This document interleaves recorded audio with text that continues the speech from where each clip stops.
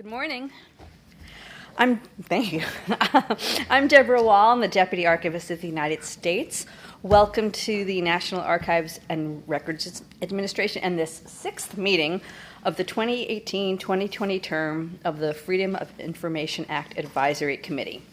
Whether you're here in McGowan, either on the stage or in the audience, or joining us on our YouTube channel, we're pleased that you're able to join us. Archivist of the United States David Ferriero, who usually welcomes the committee and the public to these meetings, sends his regards. He is at the christening of the new aircraft carrier USS John F. Kennedy in Norfolk, Virginia today. And that's particularly special for him because he served as a Navy hospital corpsman during the Vietnam War. President Kennedy's tenure in office occurred before Congress passed the Freedom of Information Act in 1966. But he recognized the importance of government openness. In a speech to the American Newspaper Publishers Association in 1961, President Kennedy said, "The very word secrecy is repugnant in a free and open society, and we are, as a people, inherently and historically opposed to secret societies, to secret oaths, and to secret proceedings." Nearly 60 years later, President Kennedy's words are manifested in the important and transparent work of this committee. Earlier this fall, the committee began its first discussions of proposed recommendations, and I understand today's meeting will focus on continued discussion and deliberations about the possible recommendations. Committee members, thank you for your important work. It's gratifying to see collaboration among professionals from both sides of the FOIA process, agencies and requesters, and your shared vision of making the FOIA process work better for all. I'll turn the meeting over to Committee Chairperson Alima Simo now. Thank you.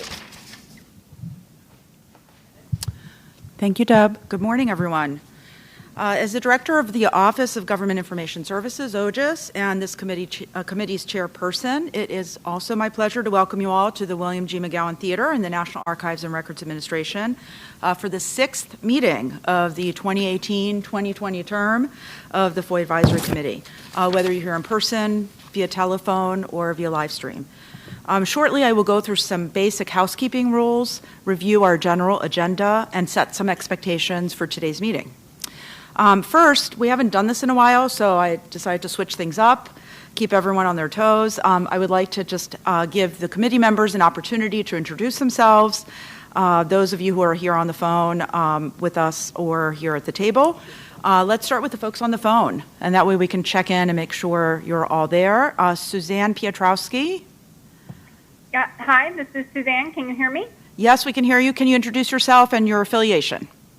Sure, very good. Suzanne Piotrowski. I'm at Rutgers University in Newark. I am an associate professor and the director of the Transparency and Governance Center here, and I do a lot of research on transparency, open government, and FOIA issues. Great. Thanks, Suzanne. Patricia, are you with us? Yes, good morning. Good morning. Hi, this is Patricia Wath. I'm the Deputy Assistant General Counsel for the FOIA branch at the National Labor Relations Board. Okay, anyone else on the phone? By chance, do we have Chris Knox? I believe Chris is going to be joining us later by phone, so hopefully he'll chime in when he's there.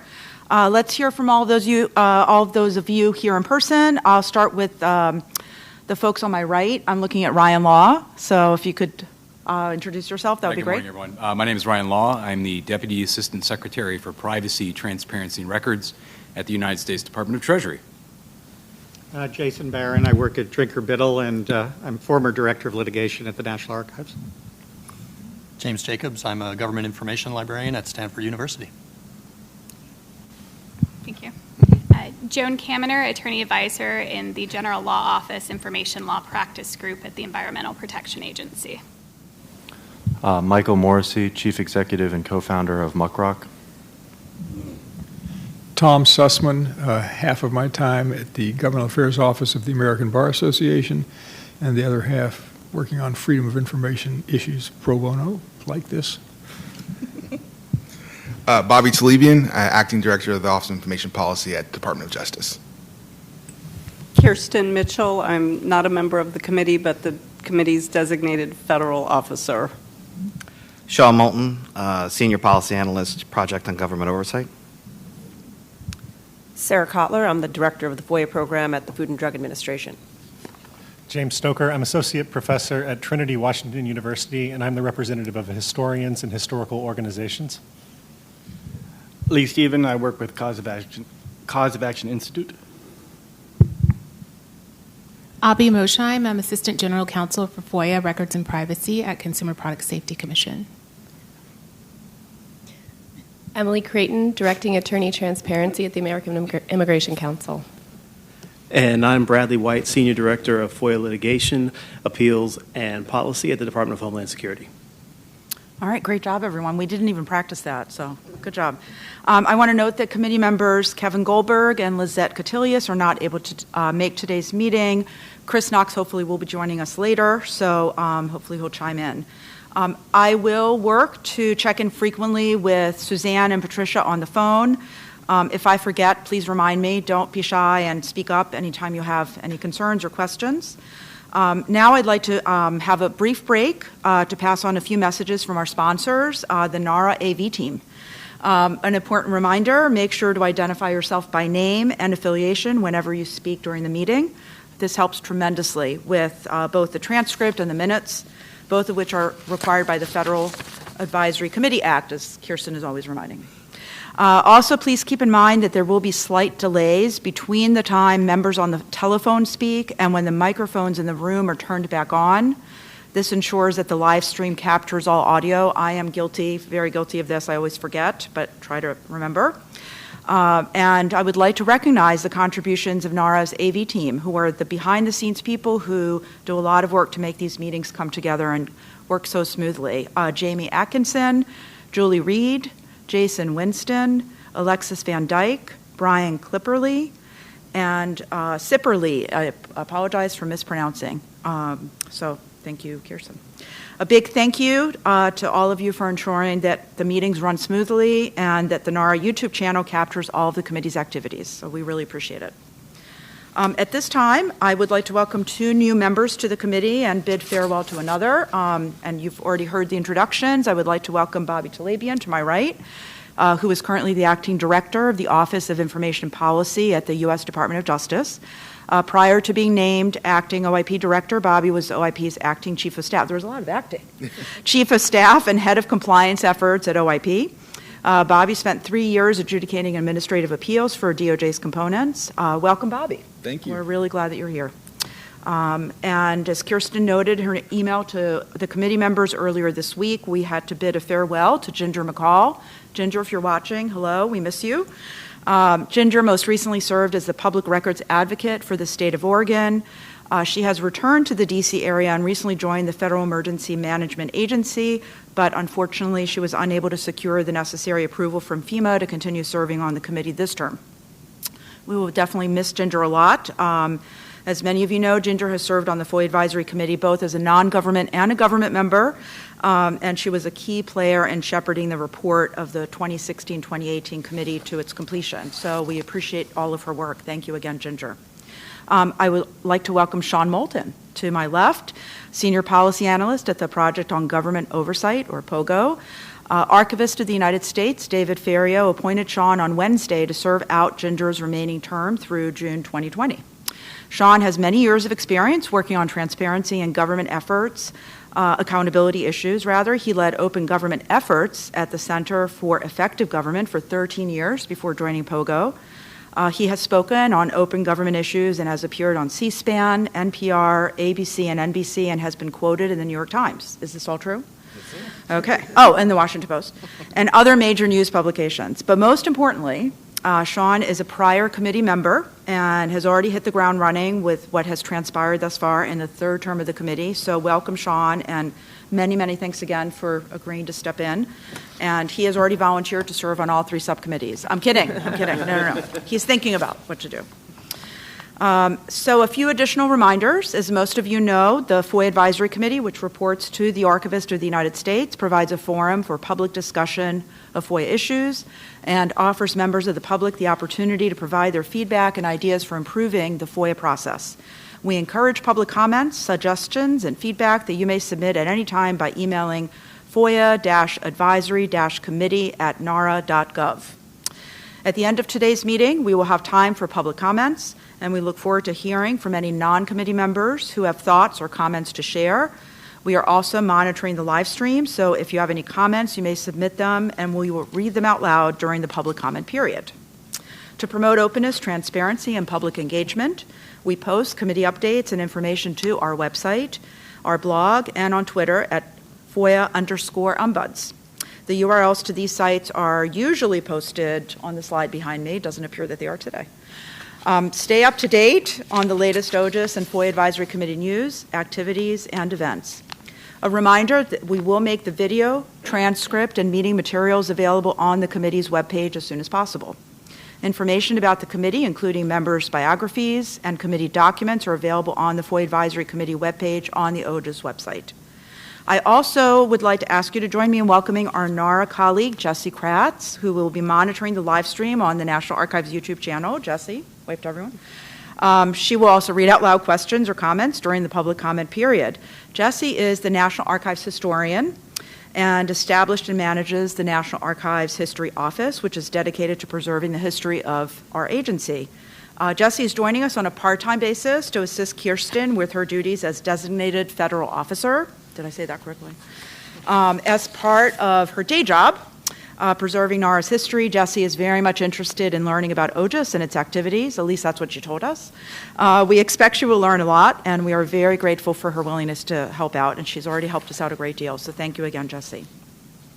Next, some more housekeeping. We need to approve the minutes from the last meeting, which Kirsten sent around by email Wednesday. We have gotten a few comments, which we have incorporated. Are there any other comments that members need to bring up at this time? Okay, I'm seeing a lot of no nods. Okay, and Suzanne and Patricia, you guys are good on the phone? Yeah. Yep. Okay. Since there are no objections, Kirsten and I will certify the minutes later today to be true and complete and accurate, which we're required to do under the Federal Advisory Committee Act within 90 days of our last meeting. So I think we're right at that juncture. So I need a motion to approve the minutes. So moved. Thank you. I never need a second, but I'm always happy to take one, and Tom is always my second. All right, all present in person in favor? Aye. Aye, okay. Those on the telephone in favor? Aye. Any opposed, either in person or on the phone?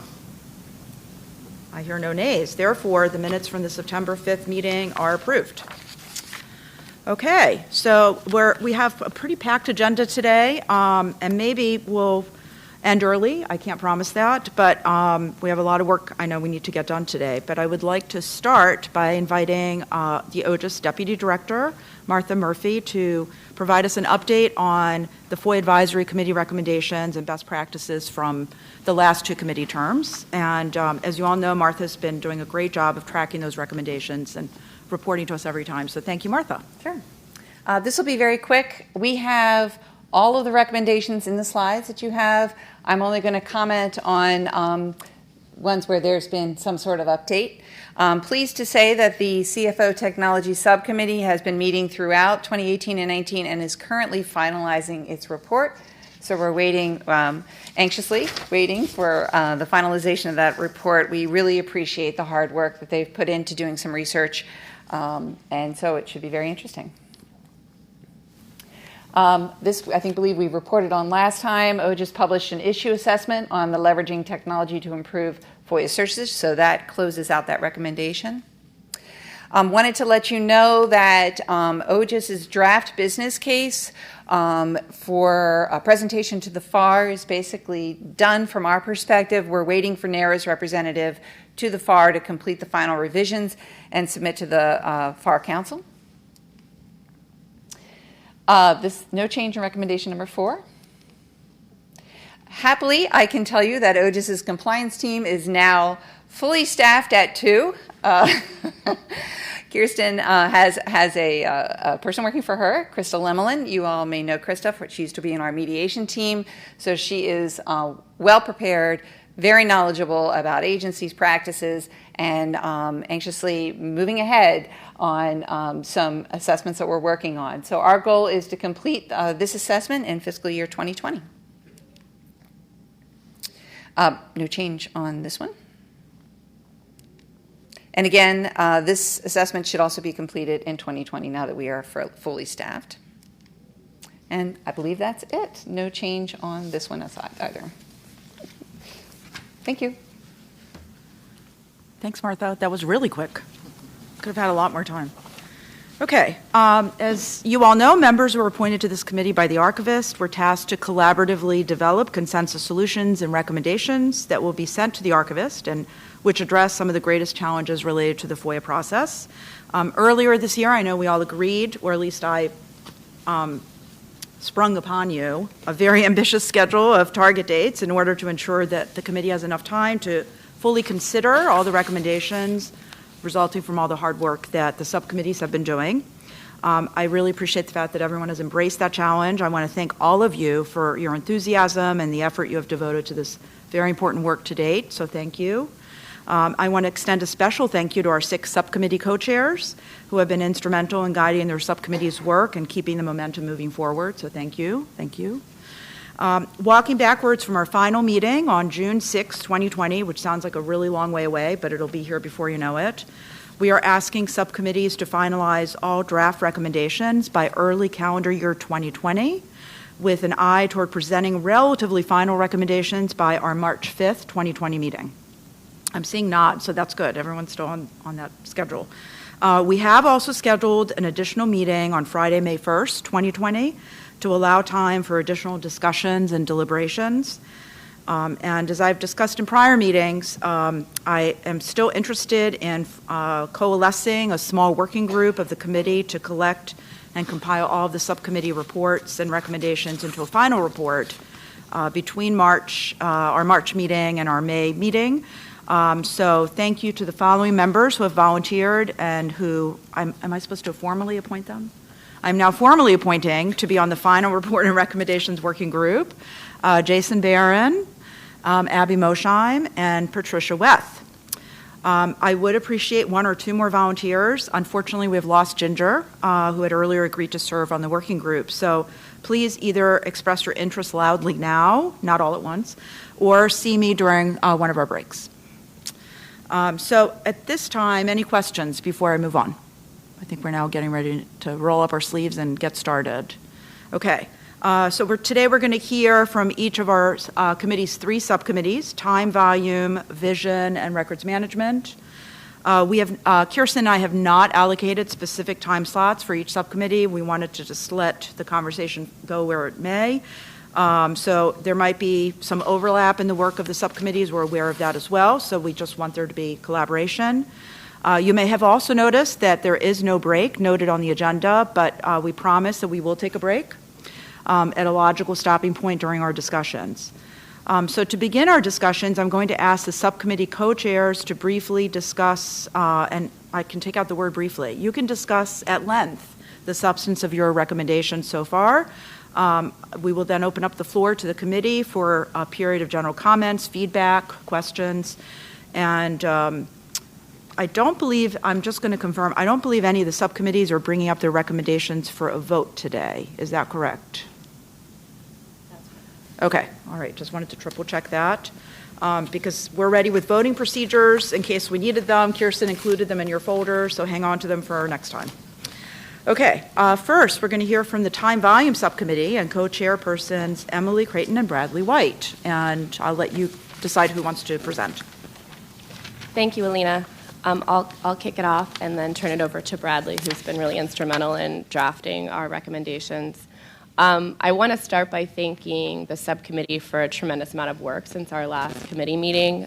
Folks have been meeting regularly as a full committee and in smaller working groups and have really done a tremendous amount of work.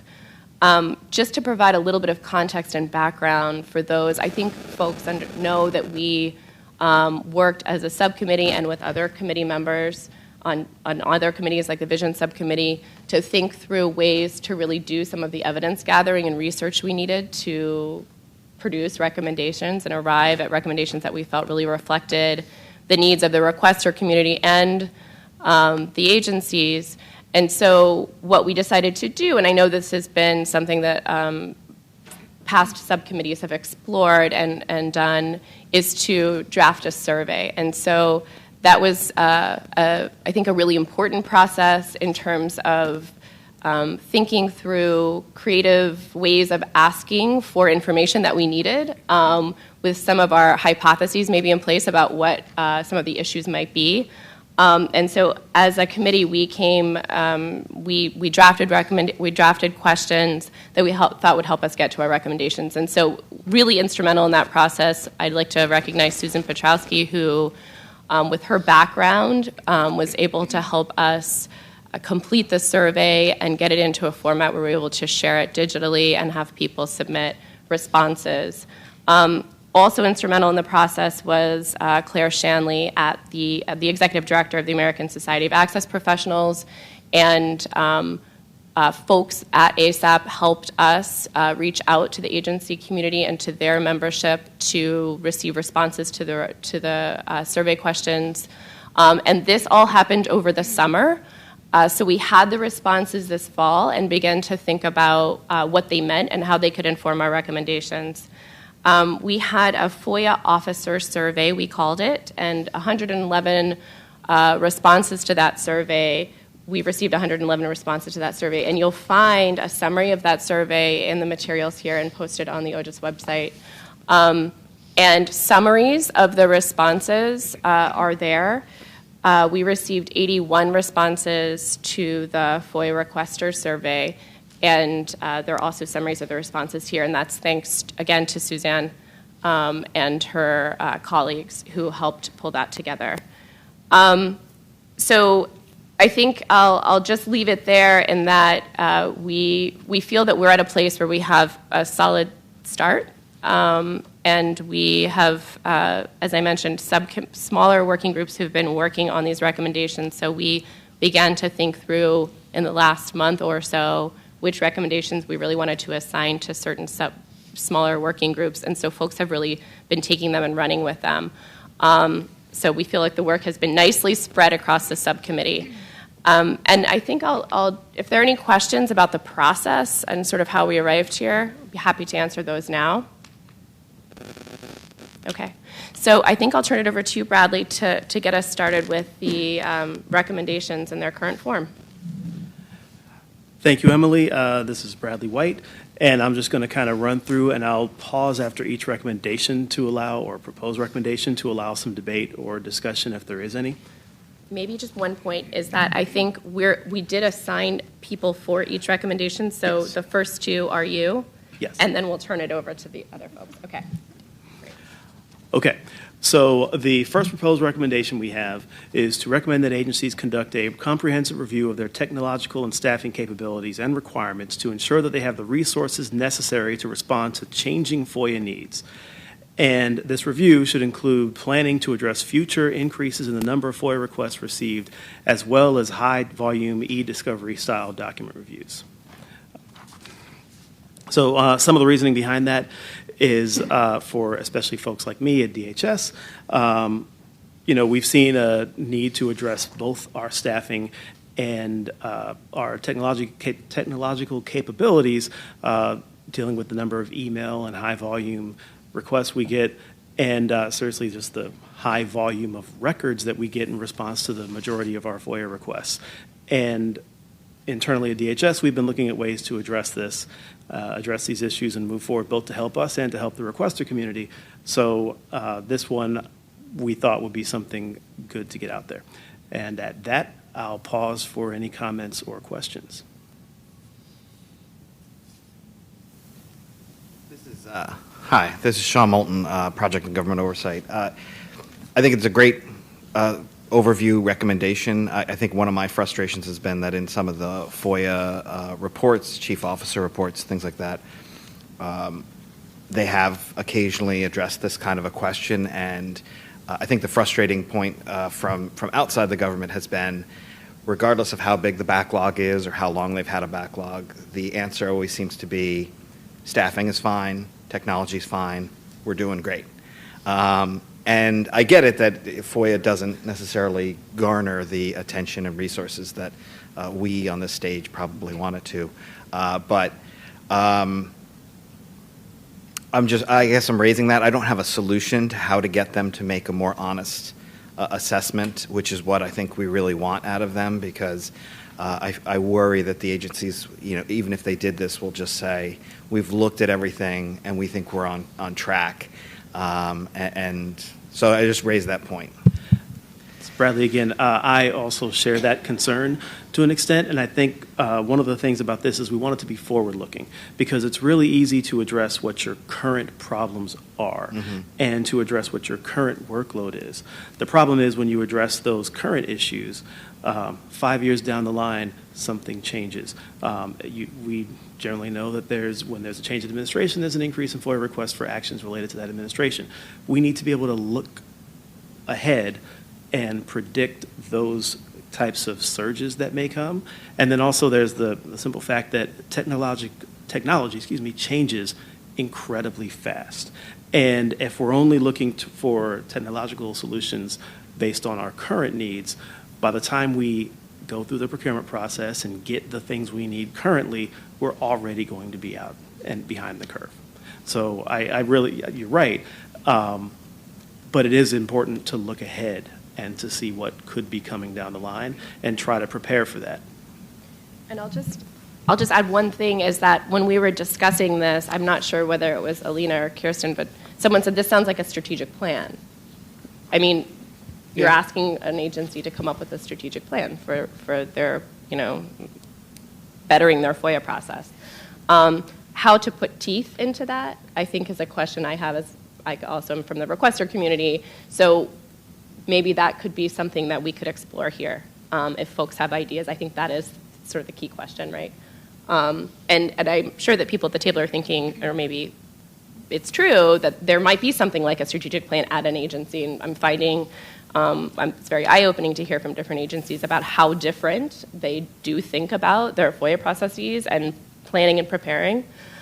So it's more of a comment. So this would be a separate document that they would, just to make sure that this would be a separate document outside of the FOIA annual report, not something incorporated in the annual report, correct? Yes, that is correct. I think this is, hi, I'm sorry, I'm Michael Morrissey. Apologies. One of the things, I think this was really great, and one of the things I'd other like, and I saw this was this is included in some of the other recommendations, but I think one thing that I would love to find better ways to highlight sort of how often agencies invest in programs that kind of avoid the need for a FOIA in the first place, and if there's a way that they could get a chance to kind of show off, like, hey, we launched this new portal that does X, or we launched this new public database that we think is going to reduce these type of requests.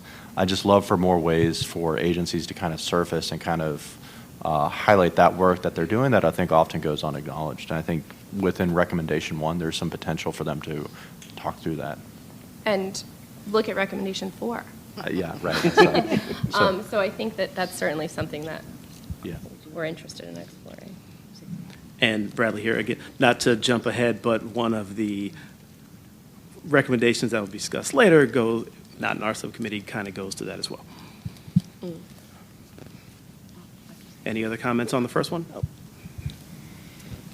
No, just to kind of read in the Chief FOIA Officer reports, we have really focused on technology, and it's something that's a standard core section of the Chief FOIA Officer report, and it provided agencies to show their successes.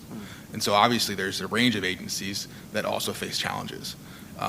And so I think there's a lot of value there in the Chief FOIA Officer reports to continue to assess the successes that agencies have had in using technology.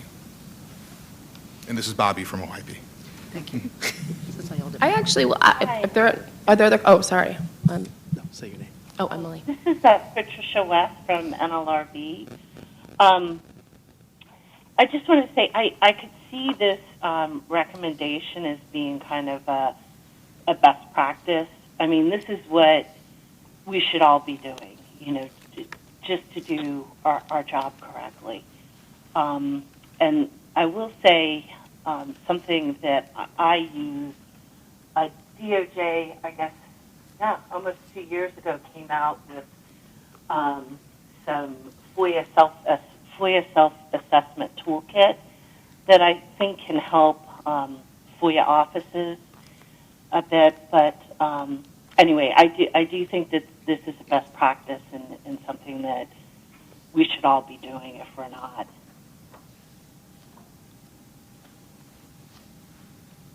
Ryan. That's all.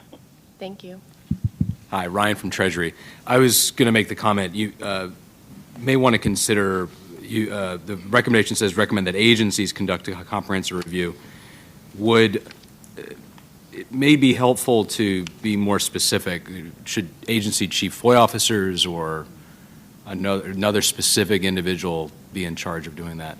And then also I'd encourage to consider how, I mean, if this is a best practice, I think that the language here is fine, but if we're recommending that the archivist requests that DOJ or recommend that OGIS, just keep in mind that we'll be recommending that action, and what is the specific task that we'd like them to accomplish.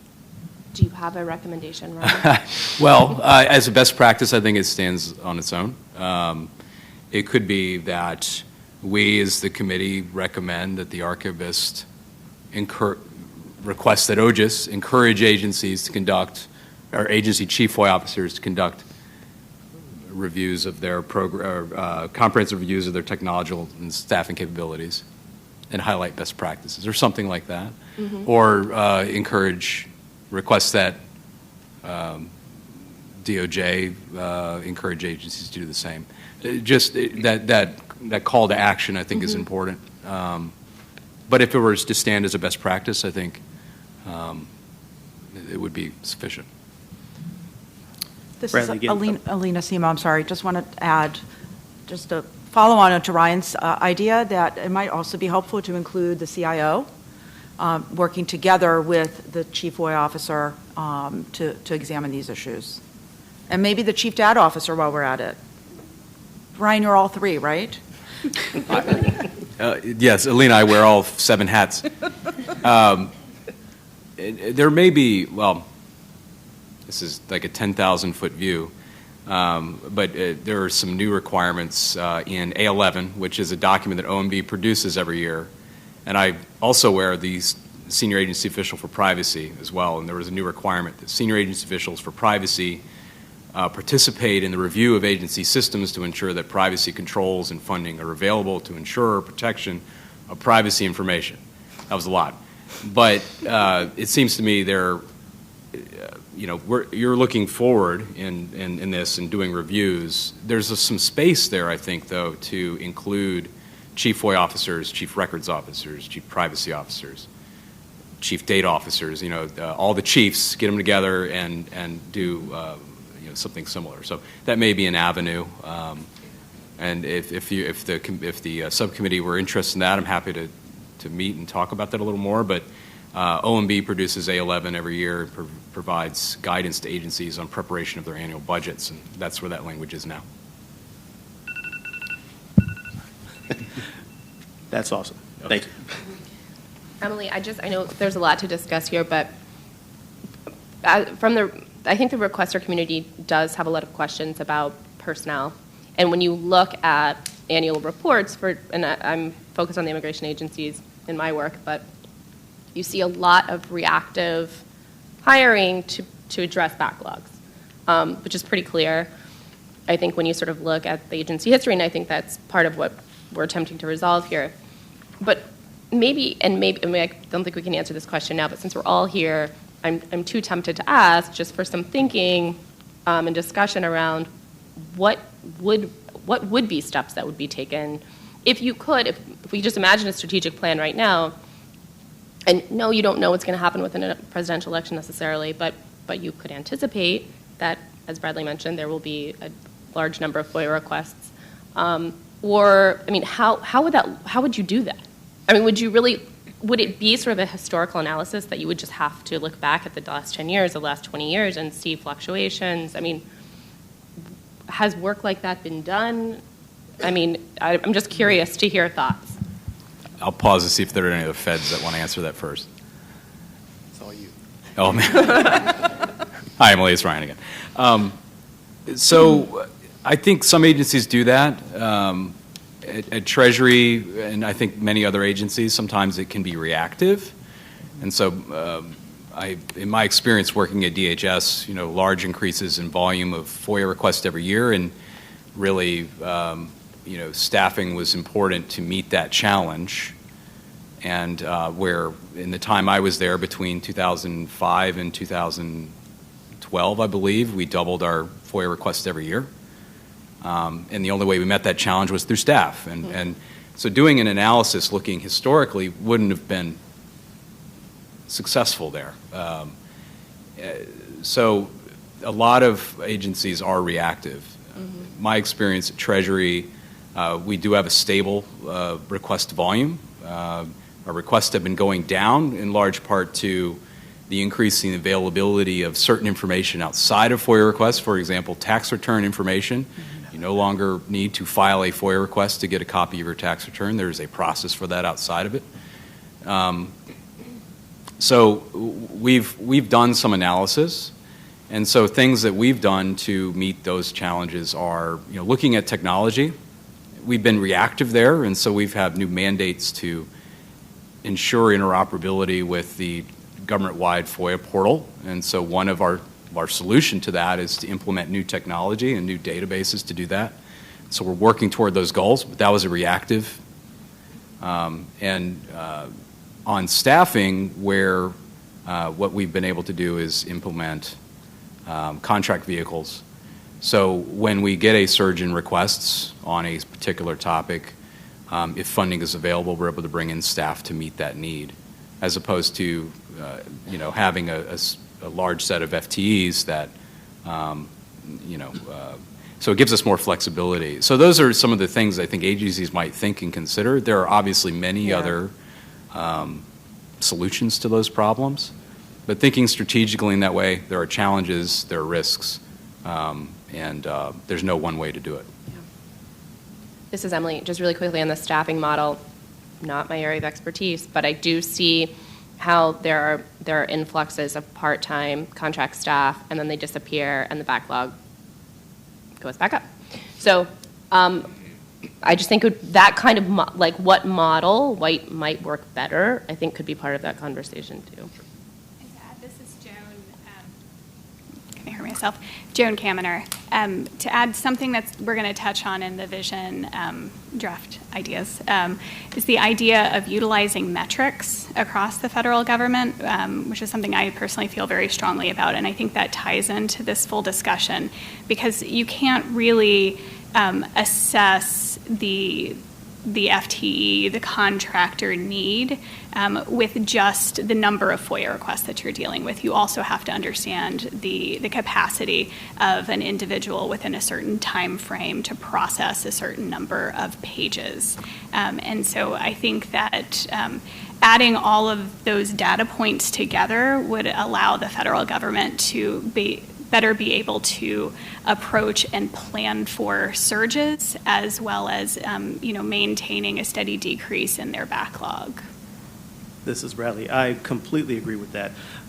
You need to either design a system where you track it, or have whatever technological solution you're using be able to track that information. Because if you don't know how many pages GS7 FOIA analyst can process, and how many pages a GS14 supervisor or reviewer can review and quality control before it goes out, you won't know whether you have the right people or not to get the job done. Okay. Any other questions or comments on this one before I move on to the second one? But I love that we're discussing this stuff. Actually, this is Sean Moulton with POGO. One last thing. When we were talking about the best practices involving the other chiefs, it occurred to me that if we really were talking about a best practice and a strategic plan going forward, maybe it would be good to encourage these agencies also to involve their FOIA stakeholders, their requester community. It might be a way to provide a little teeth in the process, for requesters who are frustrated with that particular agency, to push them to be more specific or more honest in any kind of assessment and forward-looking plan. Bradley, that is definitely something to consider. I do not know how many agencies would be willing to open up that level of detail, although I definitely think whatever information comes up in this plan and whatever metrics are developed, it should be a transparent process. Okay, moving on to the second recommendation. The second recommendation is, and again, when we finalize this, we'll put the action as to who needs to make this recommendation. Recommend that agencies periodically review their FOIA SOP or create one if necessary to ensure that the process for receiving and logging in FOIA requests and the process for searching for, processing, and reviewing processes, are efficient. The SOP should accurately reflect the current agency practices and technology used, should be updated at least every 2 years to continually reflect the current technology and the processes used, and should be publicly available on the agency's website. And I'll open that. And I'll just say, this is Emily here. And I think that there was some pushback from agency folks, but I am in favor of this recommendation. Okay, any comments here? This is Bobby from OIP, and I'm actually in favor of almost pretty much all these recommendations. In the 2, 3, 4, 5, a lot of these we've broken down in the DOJ self-assessment toolkit. So encouraging the reviews using the toolkit is something that agencies can readily use to make these assessments. The toolkit breaks down specifically for standards of procedure or for intake what agencies should be looking at as a model of success and provides a way to grade their system. So that resource is out there that agencies have been using and can continue to use. Go ahead, Tom. Sorry. Tom Sussman. Why 2 years? With all the resource issues and all the other things we're imposing on agencies, it isn't. I think periodic is pretty good, and I'm not in an agency, but I kind of like, we say 2 years, they won't do it in 2 years, and then we'll come back and say, and that's the wrong message.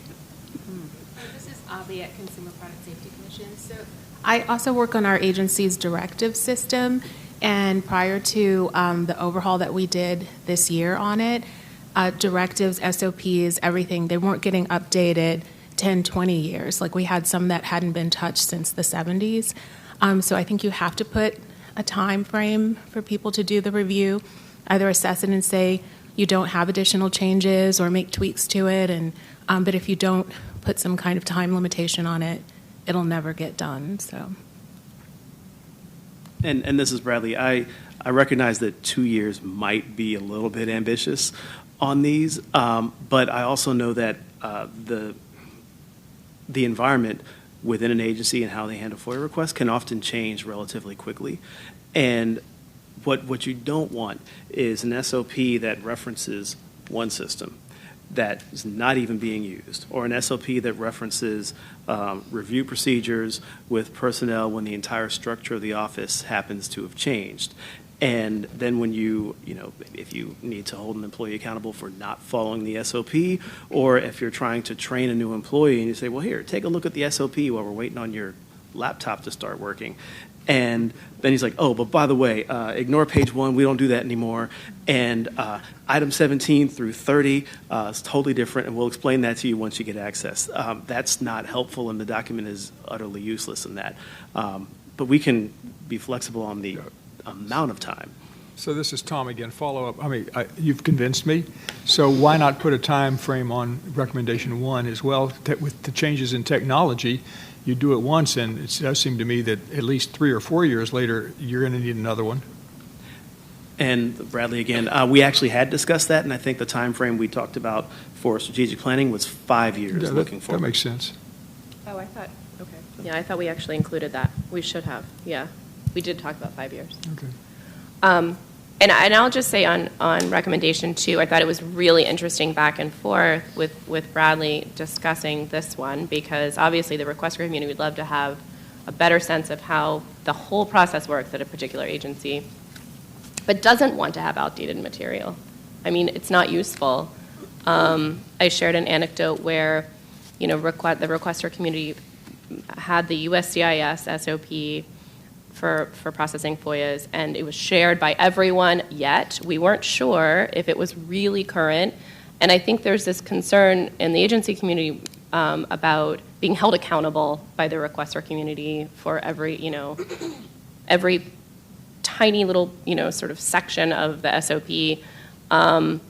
And I just would like to say I think the real need is just an understanding and less of I'm not sure what that accountability might look like, but I think what was interesting to hear is that the agency needs it for its internal efficiencies, and that would be actually very beneficial to the agency as well. James Jacobs, Stanford University. I'm just wondering if there would be a process to have OGIS mentioned in this so that the agencies could tell OGIS that their SOPs have been updated or worked on or something like that, maybe instead of just saying posting to their websites. I don't know.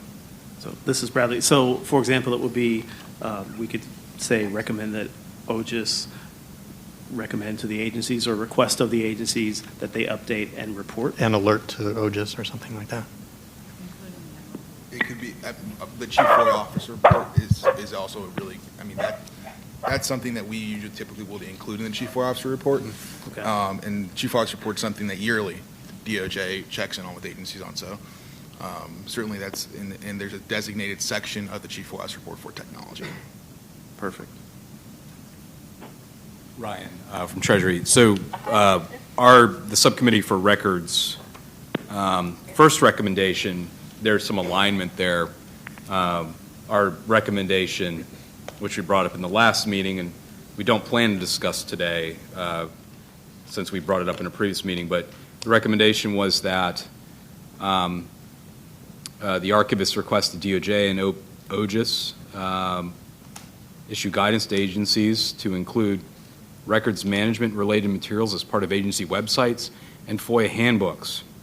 And one of the main thrusts of our recommendation is to better educate the public about not only about the FOIA process at the specific agency, how do I file a FOIA request, but what specific records are available to me now, and what records do I need to submit, what records exist at the agency, and then what records do I need to submit a FOIA request for. I think there's some alignment there, and our goal here is to better educate the requester community on agency records and processes for FOIA, and so there may be some way we can connect on that. Bradley, yeah, that was definitely intentional, and I agree we should definitely work together when we finalize these, because I think they could be, if not combined, they definitely could reference one another. I think, Michael, did you? This is Michael. Do you think any it seems like agencies have gotten a lot better about posting this sort of material on their reading rooms. Do you think that there's any agencies that are already kind of hitting the standard that you envision? Bradley. Patricia, are you still on the line? Because I believe you commented on this before. Yes, I am. I've been wanting to chime in. Thank you, Bradley. Patricia West with NLRB. Michael, to answer your question, I think my agency hits the mark. We just actually revamped our FOIA homepage. So we have an e-FOIA library. We list a lot of the records that we have on our agency website just to make it easier for requesters to see what's out there so that they don't have to file FOIA requests. And I do like this recommendation. Again, I would say I think of this as a best practice. I mean, this, again, is what we should be doing, in order to do the best that we can in our jobs. But I think, Bradley, if I remember correctly, you and I we were talking about SOPs and handbooks and FOIA homepages, and what we've tried to do at my agency is put a lot of our information on that FOIA homepage so it's easier for requesters. We do have our FOIA handbook on there. It's dated. It's probably about 10 years old. I don't think that contains the information that most requesters want. It talks about how we apply different exemptions, etc. So when we created the FOIA homepage, we used DOJ's guidance that they had out there for revamping your FOIA homepage, and actually had them review it as well. So I mean, maybe we could put something in here along those lines, about keeping your FOIA homepage current, and maybe the folks who are in the requester community can speak to that better than I can. I mean, I think for me, I like to go to a website, see what's out there, versus having to dig around in an SOP or a handbook. I mean, I'm happy to post them, but I think my take would be that you all would want to know, really what the process is. And anyway, I will be quiet and let the requester community speak to that. Patricia, thank you. This is Alina. I just want to ask, I heard a beep. Did someone join us, or did Suzanne, where you dropped off and you came back? This is Suzanne. No, I've been here the whole time. Okay. Did anyone else join us on the phone? Okay, I must be hearing things. Sorry. Continue. No, I heard it too. I'm not sure what it was. So Joan Kaminer, just to add to this. Hi, I'm the closed captioner, and I dropped my audio. Oh. Sorry about that. Closed captioner. Mm-hmm. Oh, okay. Thank you. Just to add to this, while while EPA might not be meeting the time frame that's outlined here, we're one of the agencies that does have our standard operating procedures publicly available. But I think something I took away from Patricia's comment, and I'm going to go take a look at your website, is the distinction between the manuals, handbooks, or procedures. So the further in detail a document gets, the more likely it is to be out of date and need change, and down to the level of, as an agency where the FOIA processing happens in 10 different regions, multiple, facilities, as well as every different headquarters office.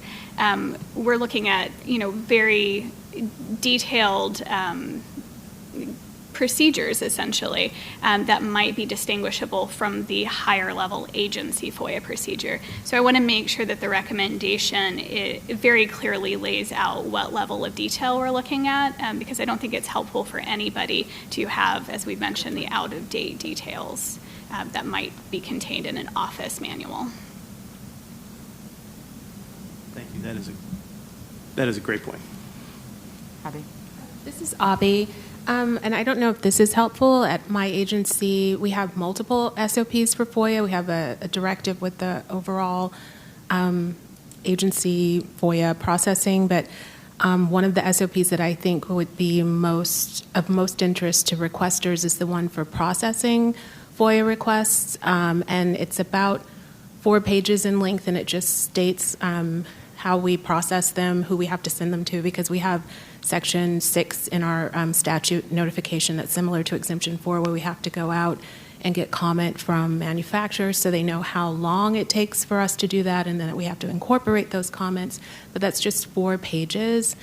So maybe if instead of a manual, you broke down SOPs into different parts, that would be more helpful. Thank you. Okay, if there's nothing else on number 2, we'll move over to Joan for number 3. Okay, so this is Joan. So proposed recommendation number 3 is to recommend that agencies provide regular training for all staff, including FOIA professionals, subject matter experts, technology professionals, and management or supervisors, responsible for implementing FOIA as a part of the agency's FOIA procedures in order to enable staff to properly and efficiently process FOIA requests. So a bit of the background on this proposed recommendation. While I believe all agencies have some level of required FOIA training, this typically is either a higher level for all agency staff for an awareness of FOIA, or specific to the FOIA professionals that may spend the entirety of their position in the processing of FOIA requests and related work. What we're trying to get to is one, the regular training, so putting some type of yearly requirement or recommendation on the training, as well as requiring that specifically some fields that are often overlooked, some positions often overlooked with FOIA training, are targeted. Subject matter experts, for example, are frequently brought in to provide input on document review and context, but they may not have an understanding of the FOIA exemptions, the time frame, or the potential repercussions of certain actions that an agency may take. They may be working on a FOIA review once a year, or maybe once every 5 years. And so while this is sporadic potentially, it's very important that subject matter experts have a better understanding. And then as tied into where I see across the board with all three groups, the emphasis on technology. We think it's very important that the technology professionals have a better understanding of the process and responsibilities of an agency so that they can better understand their customers when they're either developing software or looking for new additions to the agency's tools, but also in providing support to professionals. And then lastly, my favorite, management and supervisors. With most agencies, management and supervisors have a responsibility for approval of FOIA releases, as well as providing the performance evaluations for their staff that are conducting the FOIA work. Giving the supervisors and management who may spend very little time actually working on FOIA requests a better understanding of the process and the obligations, just like the other positions, is really essential, not only to ensure that they're evaluating it appropriately, but they're also providing enough resources and management support to their team. It's really coming down to understanding the importance of FOIA, and it goes to the resources issue as well. So with that, I'm going to open that up for any comments. Great. Thanks, John. Jason. Jason Barron. This recommendation, which is something we all, I'm sure, support, is tied, and probably we should merge the recommendation number 2 from the Records Management Committee that looked at the other side. We recommended that either NARA or DOJ, OIP do targeted training in selected topics in federal records management to FOIA officers. So in addition to broadening the community that you're talking to, Joan, about who would be benefiting from FOIA, the knowledge of FOIA, I think there's also the FOIA professionals would benefit from a broader array of records issues. And so I see this as a natural, as some kind of merger, not if this survives as a recommendation. I also would say, as just a very nitpicking point, I recommend that agencies provide regular training for all staff, including FOIA professionals. If you just read that alone, I would say most agencies do that. And so I think what we should say is recommend that agencies provide regular training for all staff, including not only FOIA professionals, but a wider array, ... So, so that somebody doesn't question that, whether the baseline is no training. That's a good point. Could I add too as well? Ryan Law, just to add to Jason, perhaps it may be good to say role-based training for agencies. So every individual in an agency has a role in the FOIA process. It's important that they understand that. I think to knock it out of the park, a recommendation may be that we recommend to Congress that in the future update to the FOIA, they make this training required of agency professionals. I know in my federal career, I've seen some agencies do it great. They do annual training very well. Some agencies are resistant to require training of their employees for various reasons if it's not specifically required by statute. So having it in the FOIA would be, I think, a home run and would improve, as you said, individuals' knowledge of their role in the FOIA process. I think those are both great suggestions, and particularly with the role-based training, I definitely really support including that in the recommendation. We've had a lot of success with rolling out supervisor training at EPA, and we created specific role-based training, but it's being geared to that larger picture that supervisors are reflecting on. And I think that it's had much, a better impact than some of the canned training that's rolled out to all staff, because supervisors, they're looking at it sometimes from a fiscal resources perspective, but also, how does this impact my office specifically? So I'm going to definitely include that. James Jacobs, Stanford University. I'd like to also give a shout out, I guess, to agency librarians, because they are one of the first people that I always go to. I don't necessarily go to the FOIA officer when I need agency information, because if it's already in the library, then I don't need to bother the FOIA person. So if you could include agency librarians or agency libraries in that recommendation. This is Bobby, OIP again. I just wanted to just note that in the Chief FOIA Officer reports that we ask agencies every year, we are asking agencies not just for their FOIA professionals, but how they're providing training for their non-FOIA professionals. So it's certainly something that we've been encouraging agencies, and agencies have been reporting on. So I think the records management part brings a new perspective to it. But as far as FOIA professionals, in particular with FOIA professionals, we even ask what percentage of the FOIA professionals to get kind of an idea of how much of the workforce is getting substantive FOIA training. Because I do think that training is one of the fundamental important parts of a successful FOIA administration. But we've really focused also on the non-FOIA professionals. Also, there's a lot of resources that are out there for them to use, so that it just makes it easier. We have e-learning training modules for specifically non-FOIA professionals, the other agencies. We also have executive video for executives, in addition to e-learning modules for FOIA professionals. So all of the workforce, regardless of not being in the DC area, can use that. And a lot of agencies use those resources to target those audiences. Well, Jason Barrett, so Bobby, are you saying that this is already accounted for and should be a best practice, or is there a gap?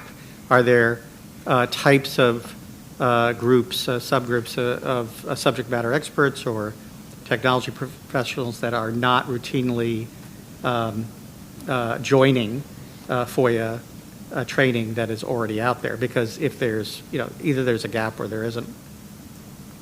Yeah, I mean, I would say that this exists already as a best practice and something that's being encouraged, and a lot of agencies are doing well. And that's the reason I would bring up the resources and the reporting and it already being done. Can some agencies do better? We can always do better. But it's not something that's not been untouched. This is Bradley. I'll jump in here. I've got to say there are definitely gaps here. When I came on board in my last job as the FOIA officer for DHS's Office of Civil Rights and Civil Liberties, one of the things I did was implement FOIA training for all of the managers and then open it up to all of the staff. And it was something they hadn't had before. And this was 2016 and 2017. So I think some agencies do it really, really well. Some people, when I did the training, were incredibly shocked that their emails could go out in a FOIA request. and were, incredibly shocked. So so there is a need to, one, explain, look, your emails are probably going out. And then two, also let everyone know what their role is. Because when I created our SOP for my old office, I included a special part on what everyone's role is in the process, including, if we task you for records, you are really required to search. You can't just stick that in the back. And explain what happens from then on out, because they need to know not just here's your role, but then they need to know what happens with the thing after they hand it over. So while, yes, there are certainly best practices, and all of the FOIA professionals are clearly aware of what OIP resources there are, and many of us even have said, hey, we recommend you take this course, senior executives. But when it gets down to the the individual employees on a granular level who are doing the programmatic work in the agency that is the subject of the FOIA requests, those people do need to know what their role is. And I think there's a gap we can fill here in explaining that role better to everyone involved, because as we all know, FOIA isn't just the responsibility of the FOIA office. And agencies need to do a much better job of making that clear to everyone within the agency. Can I make one quick point, Emily? I just want to say that I know everyone's going to take the time to go through the survey results, but I would point out I was interested to see in the responses from agency personnel that custodian responsiveness was a major problem, and it was highlighted by agency personnel. So I think it goes directly to the gap that we're talking about. If I could add, I think I will take your point definitely into consideration when we're drafting out, and I think we're able to distinguish and also explain the resources that are available, the requirements that are available, but also go to how this recommendation might go beyond what we currently ask agencies to illustrate that gap, but also make it very clear what agencies could utilize in order to better improve what training that they offer.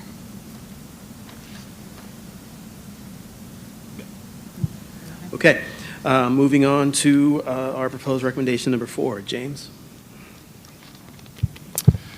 Good morning, everyone. James Stoker. So I'm going to give an overview of what the International Subcommittee of the Time Volume Subcommittee has been working on, and sort of explain a bit of a shift in our focus that is manifested in these 2 recommendations that are coming out of our subcommittee. And then I'll address the recommendations themselves and preview the work that we plan on doing in the future. Other subcommittee members are very welcome to chime in to correct any misleading impressions I may give, because I joined the subcommittee a little bit later in the beginning of the term.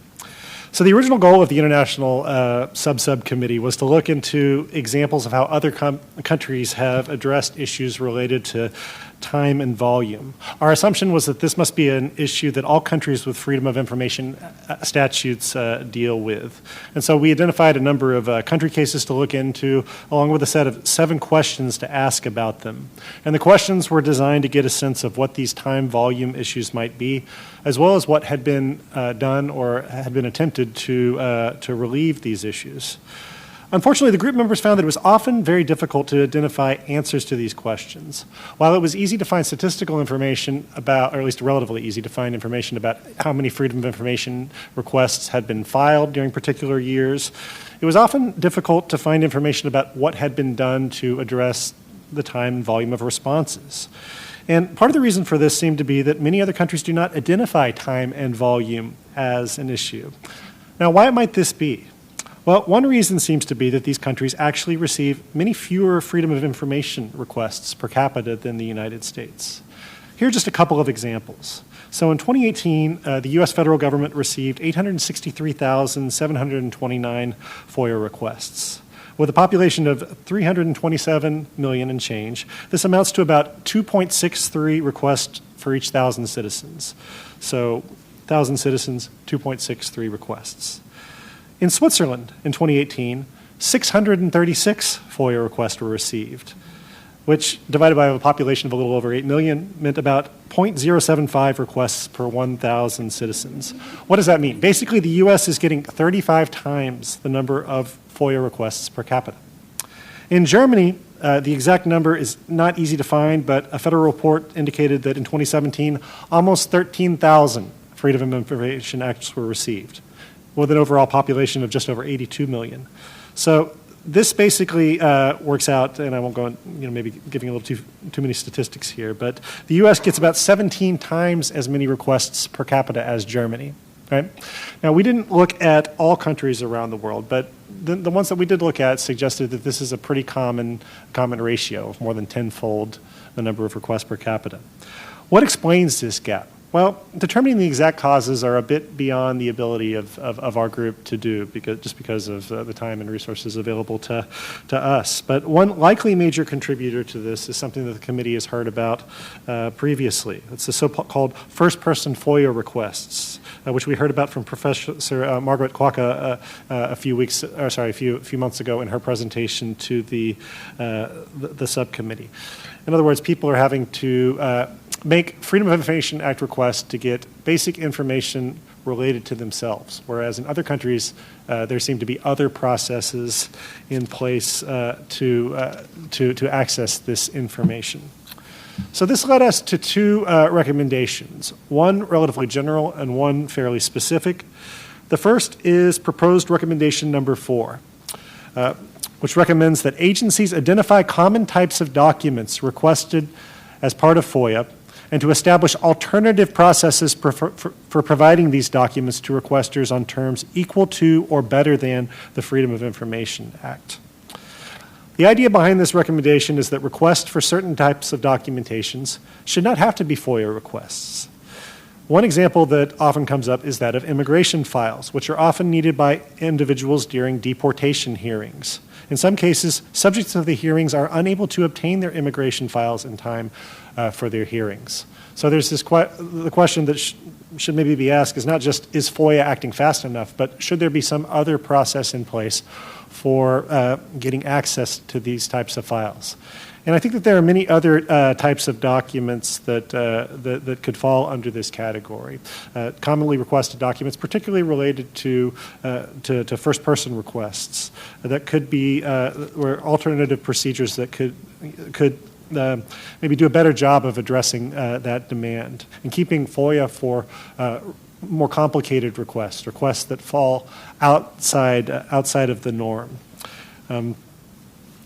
So I guess one other thing to just comment on is that we've included in this recommendation terms equal to or better than the Freedom of Information Act request.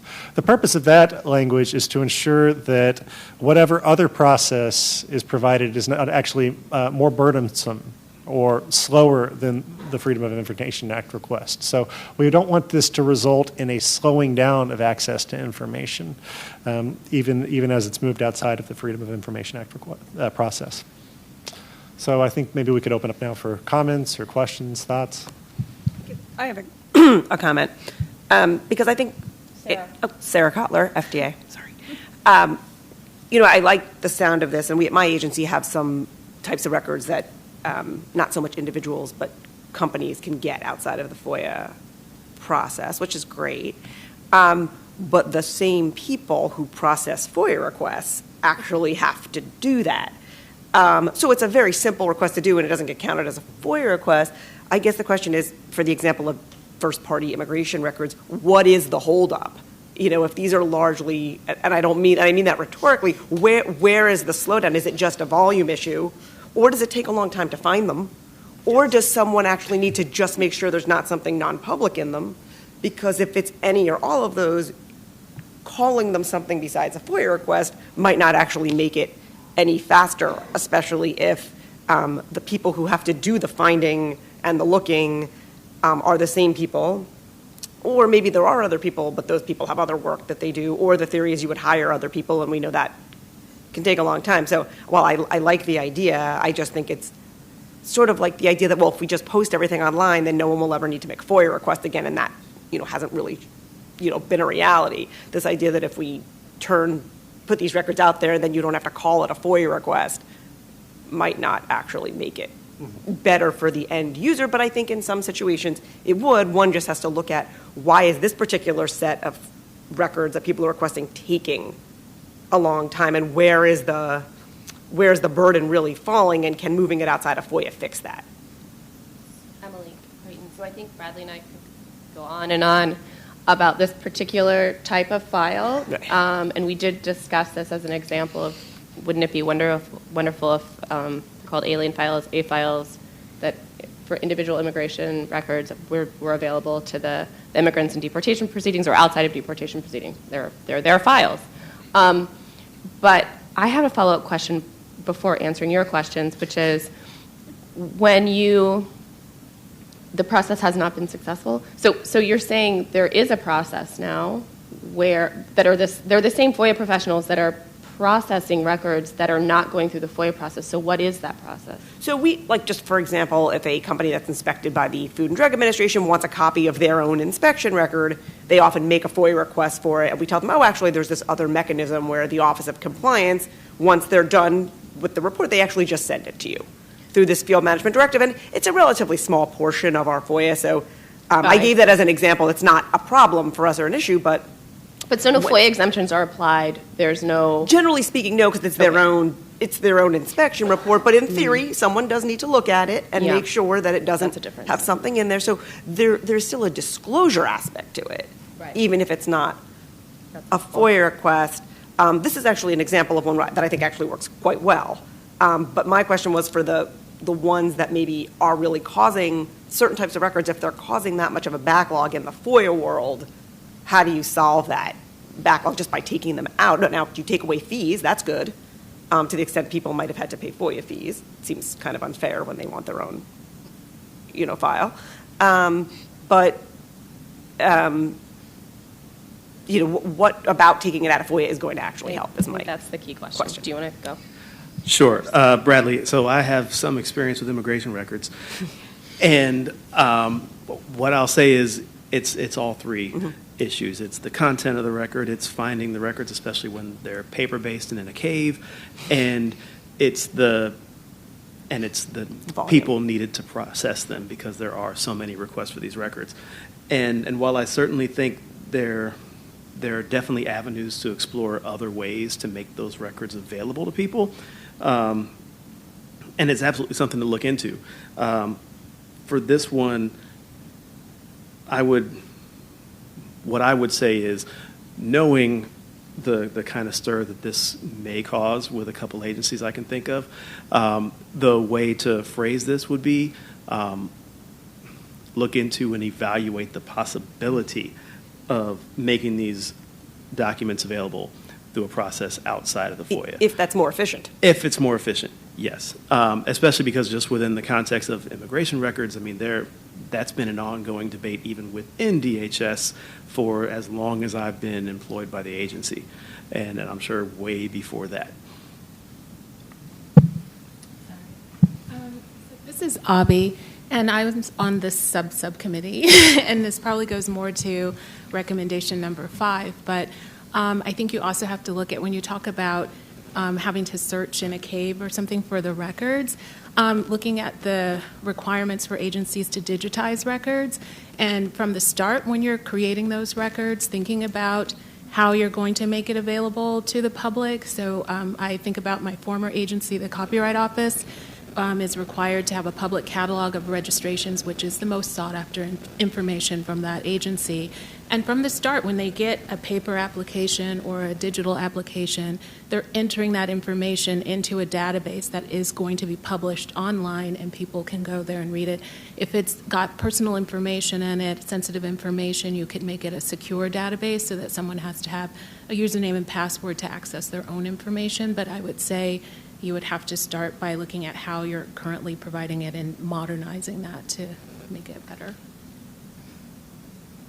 This is Sean Moulton from POGO. I was going to say something very similar, so I'll just add on to that. I think, especially around the immigration records, which I've looked at, I think it is not just about providing access, alternative access. It's about stepping back for some of these records and thinking about record creation to allow for access easier and to solve this problem of making it so that some portion of the record can be made available without review. And therefore save time and segmenting for immigration records, law enforcement sensitive information, for customs and such, off to a different record or a different segment of the document or the database. Until you do that, you're going to be stuck in this. It doesn't matter if we provide it here or there. It's going to take a lot of time and effort. But the other thing I would say about this is I think we should call it what it is, which is, for the most part, first-person requests. I mean, tell agencies what it is. I mean, there may be some other records, but even the agricultural example is sort of first person. It's first person for a corporation of their records.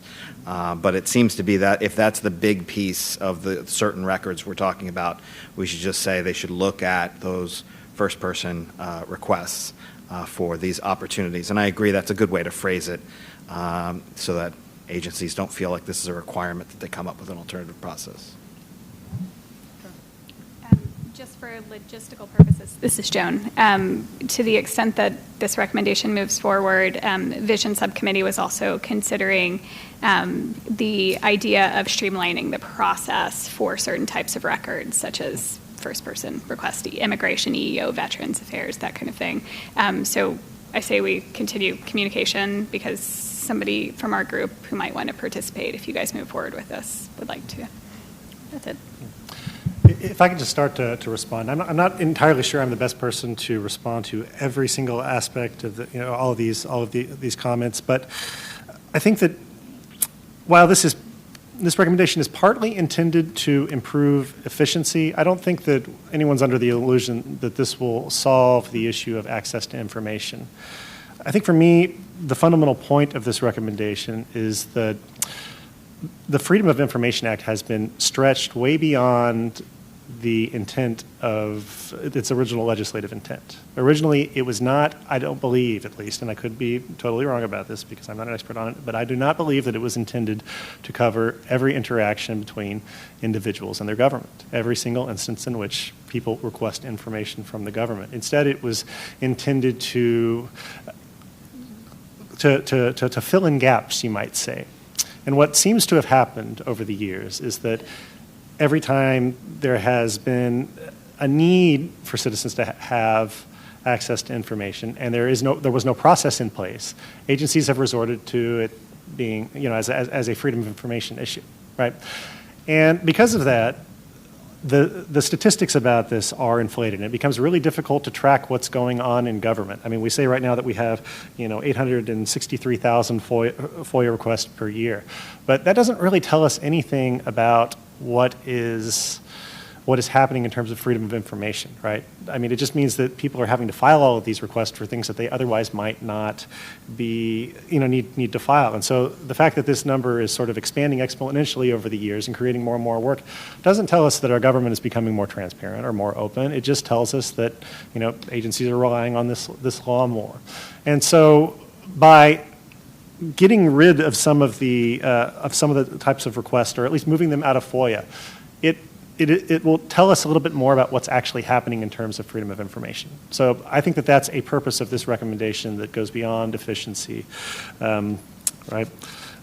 So I just wanted to kind of add that. One thing. I just want to say, I can't leave the issue of immigration records without just one comment, which is this is the time volume subcommittee, and we really are looking at volume issues and around.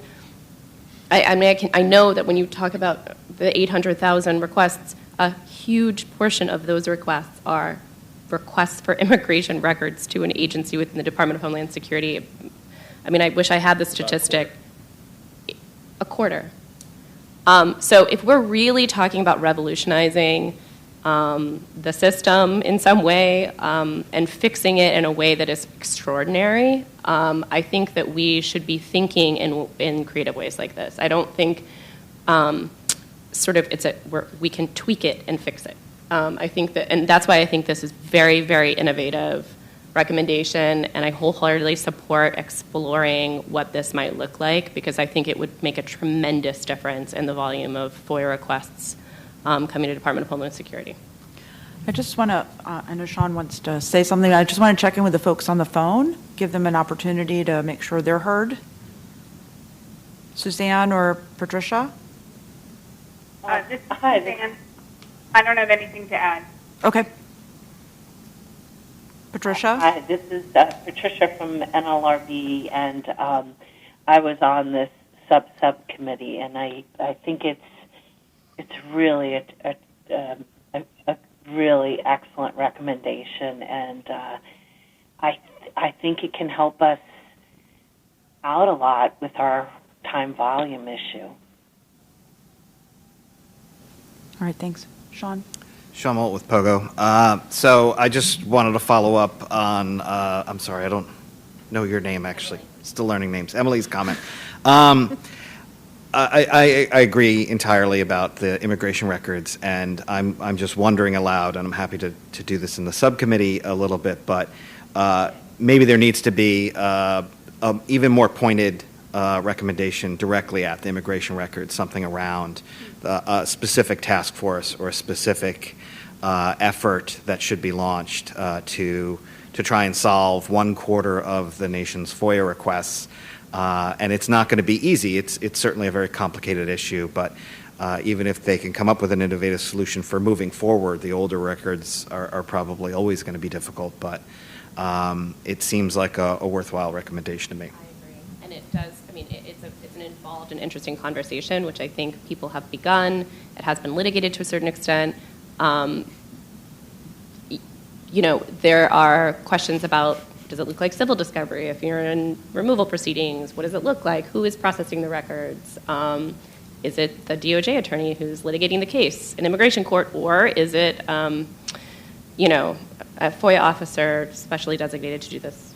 So yes, I think it's a very interesting, important conversation, and I'd be happy to go more in that direction, and maybe we can explore that. Bradley's very excited about that prospect. So, Tom, I'm sorry, go ahead.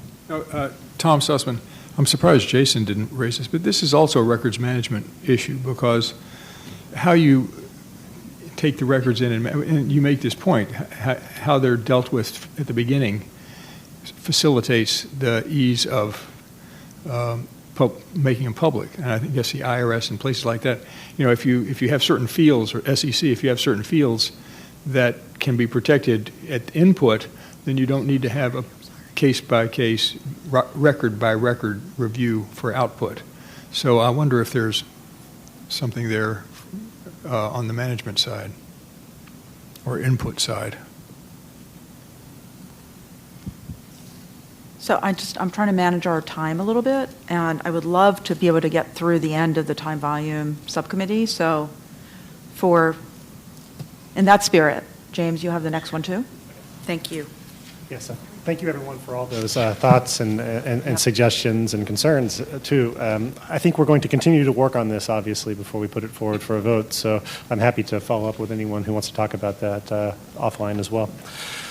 The next recommendation, proposed recommendation number 5, can be seen as a specific application of recommendation number 4, a specific example of how it could be carried out. So proposed recommendation number 5 reads as follows: recommend that agencies utilize existing statutory provisions that allow for dissemination of information outside of the FOIA, and ensure that the programs that provide such information dissemination are robust, consistent with the National Archive and Records Administration's M1921 memorandum, which requires all federal agencies to digitize their records by December 31st, 2022. Agencies should provide this information electronically, developing online databases where members of the public may access commonly requested via the FOIA or alternative statutory provisions, types of documents that go to the heart of the agency's mission, and providing secure online databases where that information contains personally identifiable information or other sensitive information.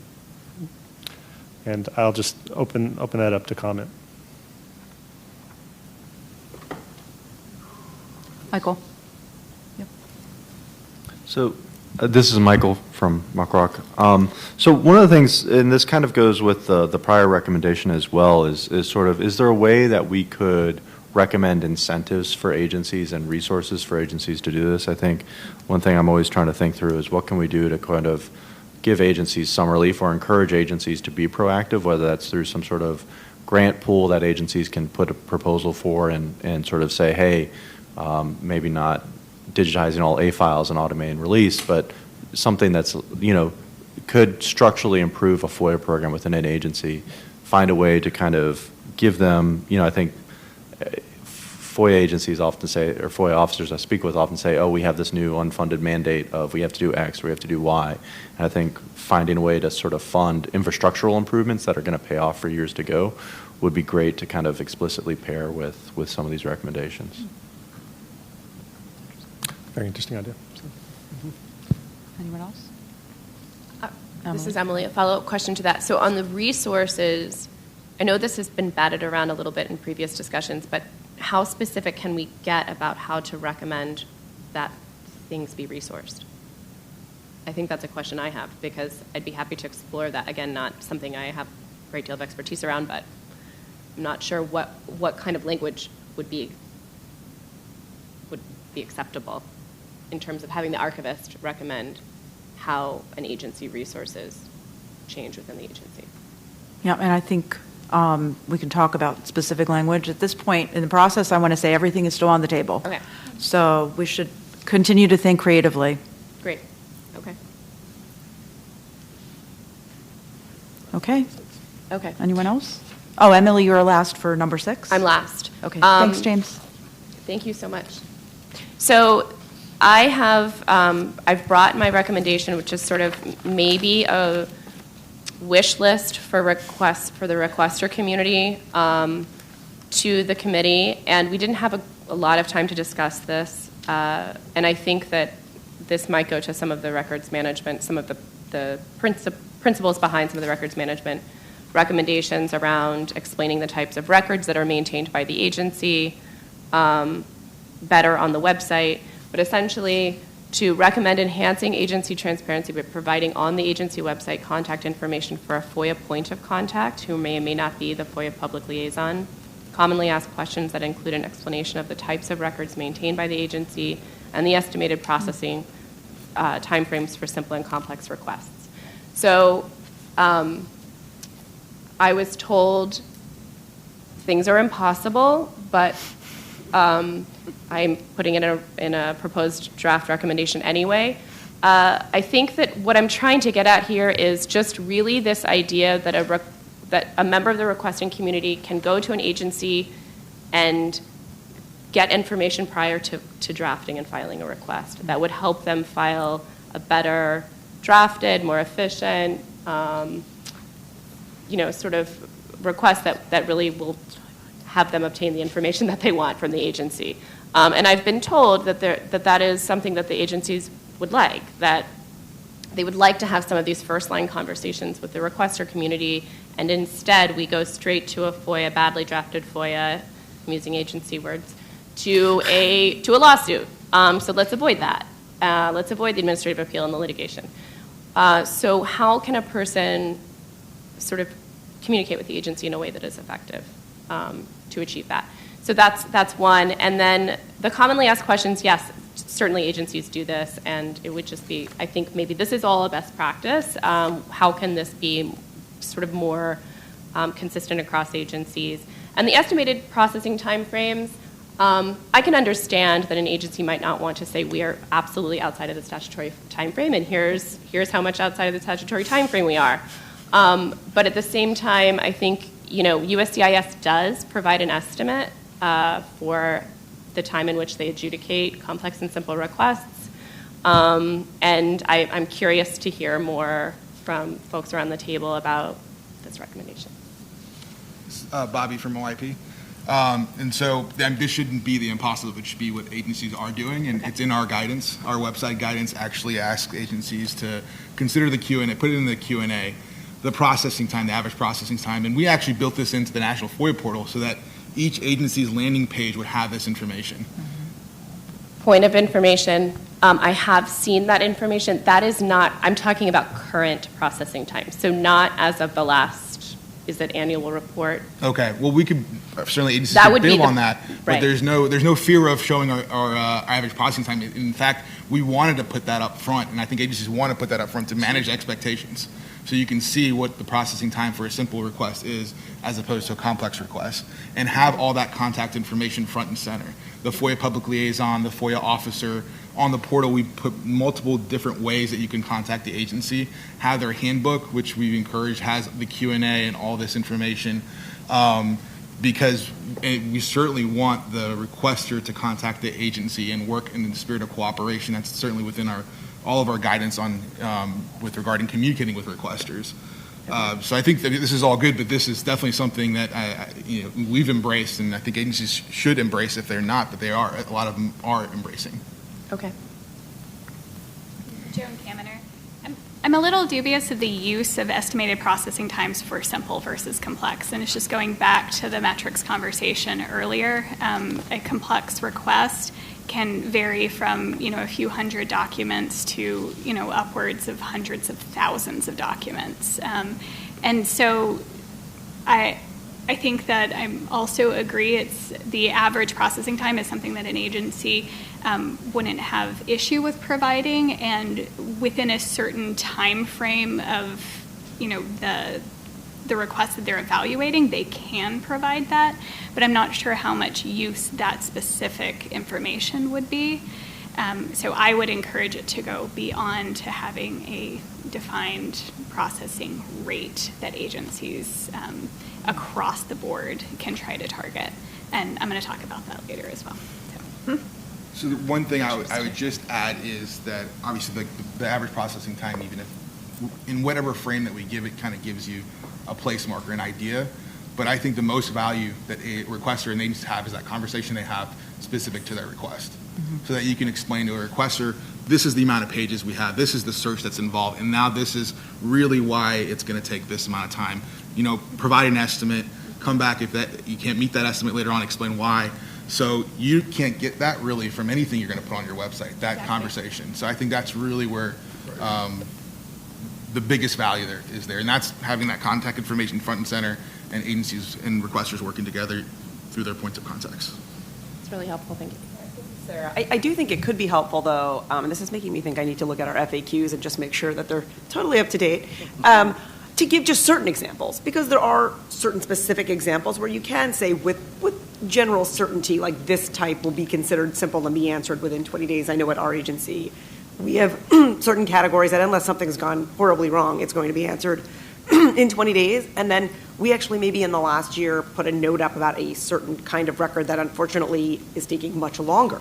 And we actually wanted people to be aware of that. And I put it in like big, red, bold, underlined on the website. Nobody seems to care. And in fact, sometimes when people request these, I have someone in my office call them. Like if they look like someone who hasn't previously made request to us and say, listen, we just want to let you know you're requesting this type of record, and this is what the wait time is going to be, and they're not happy about it, but I don't think a single person said, never mind. So that's really helpful. Thank you. This is Alina. I just want to add, putting on my OGIS hat, one of the sets of feedback that we get a lot from requesters and customers that call us is their inability to reach a human being at an agency. And so I know we talk a great game about communication between agencies and requesters, but oftentimes requesters are calling us and it's the first human being they get to talk to, and they're very excited about that. But it also shows maybe there's a little bit of a breakdown further down in the process. And so I know we had a little bit of dialogue in our second term about points of contact. Tom may remember, Tom's nodding, Sean remembers. So we could certainly discuss that a little further in terms of what that would really look like. But I think there's so much value to, just being able to provide other alternatives other than the FOIA public liaison and the FOIA officer. I think that would really go a long way. Hi, this is Patricia Watt, and I agree with what you just said, Alina, and Emily too. I've filed FOIA requests myself in the past, and it's very frustrating to not be able to speak to somebody. And I know when I have called requesters, they fell off their chair when they actually spoke to somebody from a FOIA branch.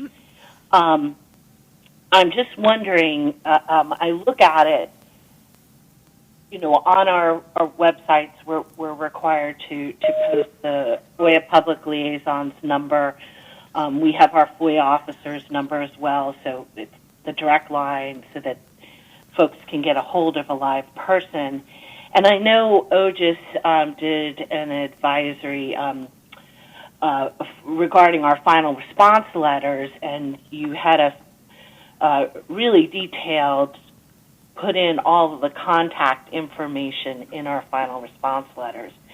We put in the attorney's name is there who did the work, so there's two different people that they can contact, either me as the public liaison or the attorney who did the request.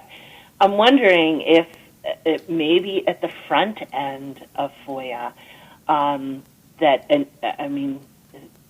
as a practice in my agency, when my folks get a request, they do send out an email directly to the requester with their contact information so that the person can get a hold of them if they have any questions. And I'm wondering if that should be a best practice, or if we could put something in there at the front end where they know they have a live person that they can talk to. Anyway, just a thought. This is Sarah Cutler. We do that in our acknowledgement letters. So your acknowledgement letter actually has an actual person's name on it, depending on where in the agency it's actually someone in my office, but it's depending on where your request was assigned. So they have a name and a telephone number. And this is Emily, and I think that's a really good point. We did discuss that. I think I am talking about even prior to the submission of the FOIA. Understood that you're talking about just to have that initial conversation. Yeah, absolutely. And I am wondering, Alina, also if the issue people are saying is like, I literally couldn't figure out who to call, or are they saying I called and left a message and they didn't call me back? Because customer service is certainly an issue, but a slightly different issue. Certainly given the number of times a day my phone rings and I get email, my information is out there. No one's having any trouble finding me. Right. And I do pride myself on being a very responsive person, and sometimes people are somewhat shocked, like, oh, you actually called me back. And so I wonder if it's more like they can figure out who to call and they're just not getting a call back. I wanted to say it's all those things. One of the reasons we actually were really advocating, and we did this in conjunction with OIP, so thank you, OIP, really advocating that agencies make much more clear the contact information that they do put in their letters, because I called this the mushing factor, but basically the agency information was kind of getting mushed together, and then the OGIS language was very clear, so OGIS was getting a lot of calls that we needed to send back to agencies. But the other feedback we've also gotten is that folks are calling, especially agencies that have a lot of FOIA requests. Agencies are, they have a voicemail box, for example, and requesters have told us, we keep calling, and now the voicemail box is full. Can't even leave a message, much less talk to a human being. So there are a lot of those kinds of things that are going on that I think frustrate requesters. Sure. So I'm just giving you some examples of feedback that we've experienced. Hi. This is Yeah, no. This is Michael. A few months ago, we did some user testing survey where we just gave people various agency response acknowledgement letters, and I think people looked for having a name they could call, and I think actually most agencies, after some recent recommendations and also recent updates to the FOIA, have put together much better letters. One of the things we've also been seeing, just as kind of a note of caution, is also if you have 5 places to contact, such as discussion OJA, people saw those letters and we were kind of just asking them, so what would you do next, or how confident are you that this is being handled? And it was too many different places to contact was really confusing. They loved having a phone number, but some agencies had a general phone number, and then the FOIA office phone number, and the FOIA liaison, and then the FOIA appeal, and there's okay, I've got 6 different places to call, and I think most people are just where, what can we do to provide that access while not overwhelming people with choices? But I think it is worth noting, I think most agencies have gotten really good about providing points of contact and creating sort of here's who you reach out, and I've really liked that FOIA.gov, how it's putting that front and center, so I think this is, continued improvement, but I think there's been huge strides in that area. Okay, any other comments? Anyone else on the phone want to add anything? I think we're all sort of eager for a break. So let's take a break, 15 minutes, so it's 11:45, let's be back by noon. And I hope I'm not short thrifting the records management and vision subcommittees, but you guys should have enough time. I'll do my best. I know you will. All right, thanks everyone, 15 minutes. Reminder, Charters Cafe is available for snacks, food or drink for purchase, no food or drink back in the theater. There are restrooms directly outside the theater and another set near the cafe. So enjoy the break, and we'll see you at 15 minutes. Thank you.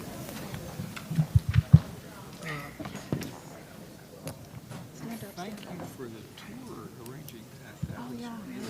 Good. I'm so glad. I mean, as You've often never as done I it could- before? Oh, no, I've been here often, but as I said to somebody, it's kind of like, do I go to the Natural History Museum or Smithsonian only once? I mean, how often can you, look at the Constitution and Bill of Rights, and of course the other part. Yeah, I mean, it was Yeah, and you got to it's really, the cool documents definitely, although I kind of may have embarrassed the archivist to present it to us, but he left out the 1974 ads. He said, well, we've got the FOIA Freedom of Information Act, the 74 Privacy Act, the Sunshine Act. You missed the big one. Wow. Being 5 people right now. Yeah, well, right, they had been petitioned, right. Yes, yeah, cause of action, right. I understand that.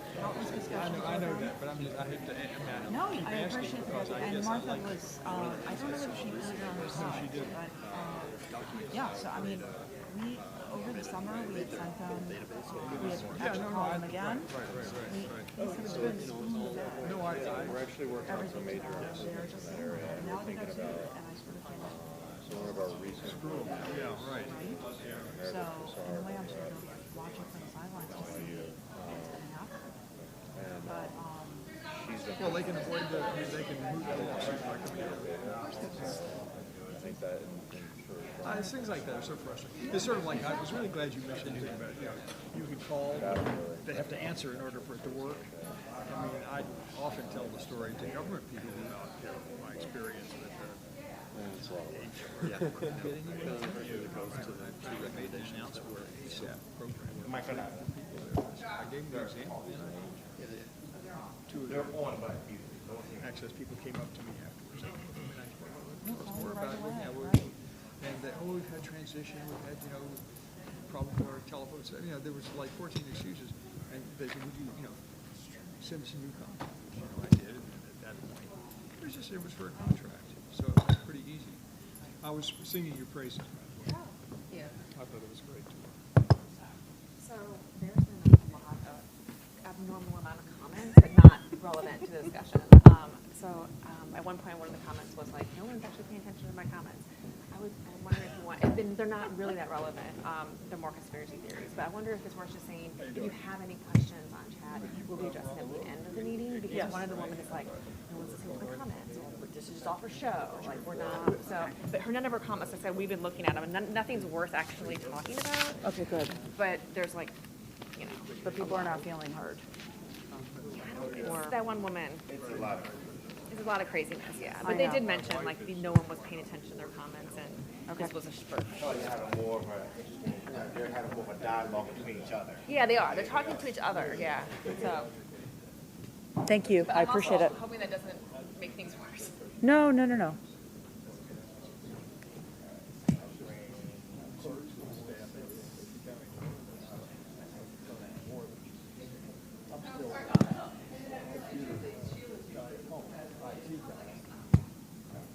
I laugh about the fact that she goes to these AI conferences. Turn on How are you? Yeah. Yeah, I probably want to go to the restroom. So we're going in the right direction.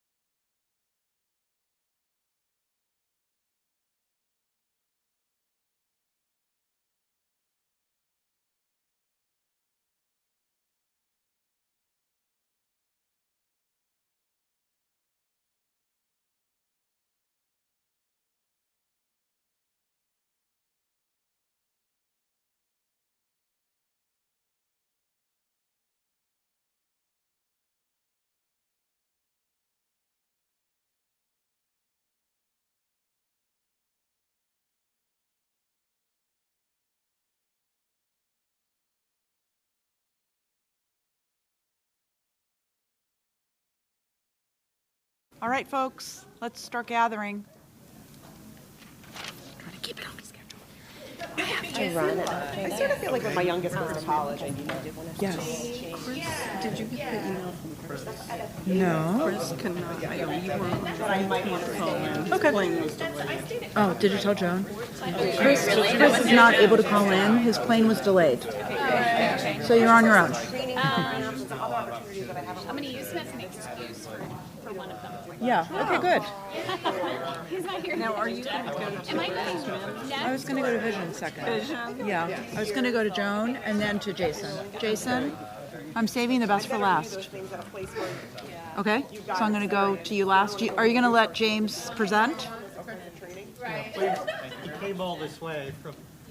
I would never deprive him. So please. James, I'm going to have you go last. Joan's going to go next. Oh, okay. Okay, but we're saving the best for last. Yeah, thanks. But maybe Joan should go last. Nope, they have it in the right order right now. We're so polite. Well, that's a good way to be. All right, I have no service in here. So You can log it on video. I didn't have a chance to do it. Ready first? I just turned off my personal. Yeah. All right, I think we're waiting for Emily. All right, thanks everyone for coming back. It's good that most people came back. That's a good sign. Thank you, committee members, for coming back. So we are now going to move on to the Vision Subcommittee. Unfortunately, Chris Knox is co-chair, is not going to be able to call in. So Joan Kaminer is on her own, but she, don't throw anything at her, okay? She's going to present now where the Vision Subcommittee is right now, what they've done, and where they plan to move forward to. Great, thank you. So this is Joan. First, I just want to start with more of a logistical update to give you an idea of where we are now and our plan going forward over the next few weeks. If you have taken a look at the material for Vision, you know that we are slightly behind the other groups, but we have a plan to catch up. So basically, over the next 2 weeks, we are having 2 meetings, next Wednesday and the following meeting. Our plan for those 2 very intensive meetings will be to have a report out from each of our subgroups to discuss the evaluation, the summaries of the survey results, and how they speak to our current brainstorming or ideas.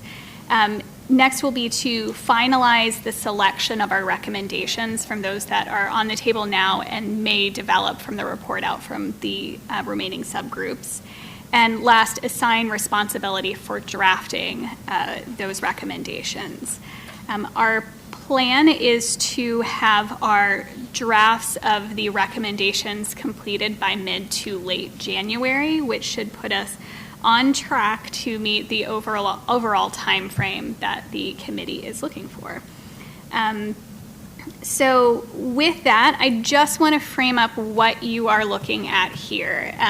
Please keep in mind that if there is a word for a draft of a draft, that is what you are looking at.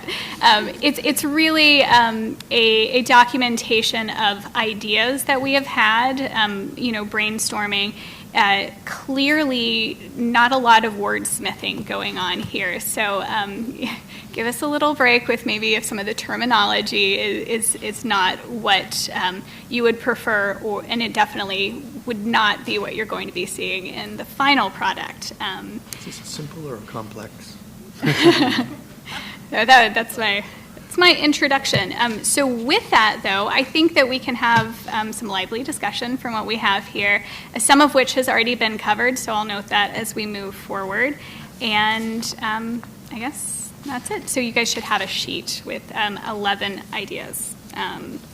So the first, I don't think we need to go into in any detail. This is a recommendation that's going to be done in conjunction with the time volume subcommittee that Bradley already went through and that we had a discussion related to it. But I just want to note the Vision subcommittee's involvement. The same is with number 2, which is relating to proactive data management. A few months ago, we had a joint conversation with the records committee on our involvement moving forward in that.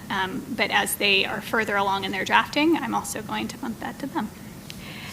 So on to number 3.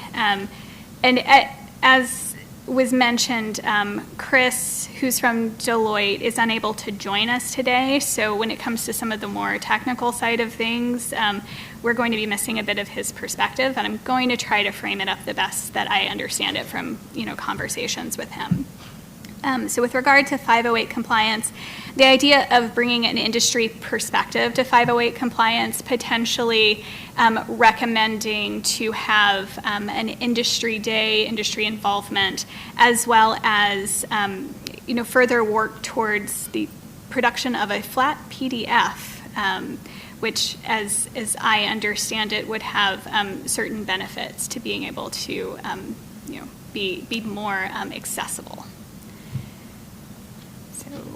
With that, I will, if I can't answer any questions, I will definitely take the notes back to our meeting next week so we can work towards addressing any questions or concerns you guys have. And if you have additions that, like ways to, that you think ideas that might add to some of these, please feel free to bring those up as well. Do we want to pause for a second and just ask for feedback on 1, 2, and 3 so far? Thoughts, ideas? Ryan. Oh, thank you. Hi, Ryan Law. So one idea, and maybe this might fall outside of your guys' current focus on 508, and so it looks like you're looking at how do we encourage industry in developing tools to ensure that products that we produce are 508 compliant.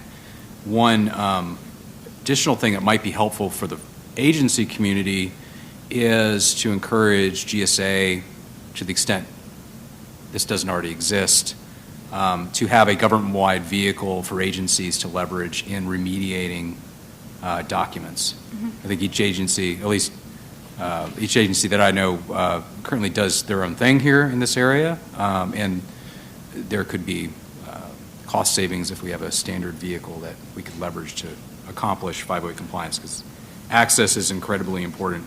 Ensuring that everyone has access to the materials or releases is very important. Did I hear someone on the phone that wanted to chime in? Oh, hi, Elena. It's Patricia West at NLRB. I thought that agency-wide there was a requirement that all agencies are to be 508 compliant. And so I don't know if this is maybe a bit repetitive of that requirement. And I can't point to the, This is Sean from Pogo. I'll jump in. We talked about this 508 compliance quite a bit in last term of the FOIA Advisory Committee. And the problem is rather an odd one where records are 508 compliant in the agency, but when they're processed for disclosure, often that compliance is stripped out, especially when redactions need to be made. And it's the only way for the agency to feel secure in that those redactions won't be, retrievable, any of that information. And so the process of processing it for public release turns it into a document that no longer meets 508 compliance, which they're required to do if they release it to everyone. But they're only releasing it to one person because it's a FOIA request, and so they can do that, and it's never been a problem up until more recently when we've tried to pursue release to one, release to all, and then we realized we had kind of painted ourselves into a corner. So one of the things I did want to raise, as I know this is an ongoing problem, was the idea that if there's a large volume of records that are not 508 compliant that have been released to someone, one of the solutions may be a listing, a 508 compliant listing or index of those records that are available upon request, again, without new FOIA review, So we don't have the same problem we were talking about with volume, because they can just be released. But since they would only be sent upon request, they don't actually, they wouldn't be violating the law to keep them non-508 compliant. And so as long as the index and the searchable index was 508 compliant, the agency would remain in complete compliance. It's a less than ideal solution, but it could be a stopgap until we have the right technology. This is Alina, pat on the back to OGIS. In our legislative recommendation, in our annual report this past year, we actually suggested that very thing. So you might want to look at that. And we tried to give a few different ideas to Congress. So it's something that we're still very interested in trying to move forward. So I'm very excited about continuing this dialogue. This is Bradley. One additional thing to that, however this recommendation winds up being fully framed, we had some mention earlier about unfunded mandates. This is something that's definitely going to be expensive. So if the recommendation is to OGIS to seek some kind of information, I would suggest throwing in a recommendation that OGIS ask Congress to fund this. Great idea. Okay. So with that, Joan again, moving on to number 4, which we discussed briefly, and I think might be an opportunity to work potentially in conjunction with time and volume, is the concept of streamlining the process for certain types of records. It does stop short of your recommendation of taking these first-party request records outside of the FOIA process. We were envisioning something more like a streamlined process, so specific track for certain type of records, which would require defining both those categories as well as the owning agencies, potentially a portal for those specific type of records, something to help speed up the process for what accounts for a large volume of FOIA requests. But I don't know if there's any additional discussion we need to have on that, but just throwing our hat in the ring on that one. Maybe. This is Emily. I'll just say that I know in the immigration context, they already have certain processes that are supposed to facilitate or streamline certain types of FOIA requests for certain records. For example, I talked before about current processing times on USCIS's website. Well, they talk about A file, simple, non-A file, complex, non-A file. So they're tracking it that way, and there are, forms that are very straightforward, and I'm not sure that really solves the problem in that context anyway.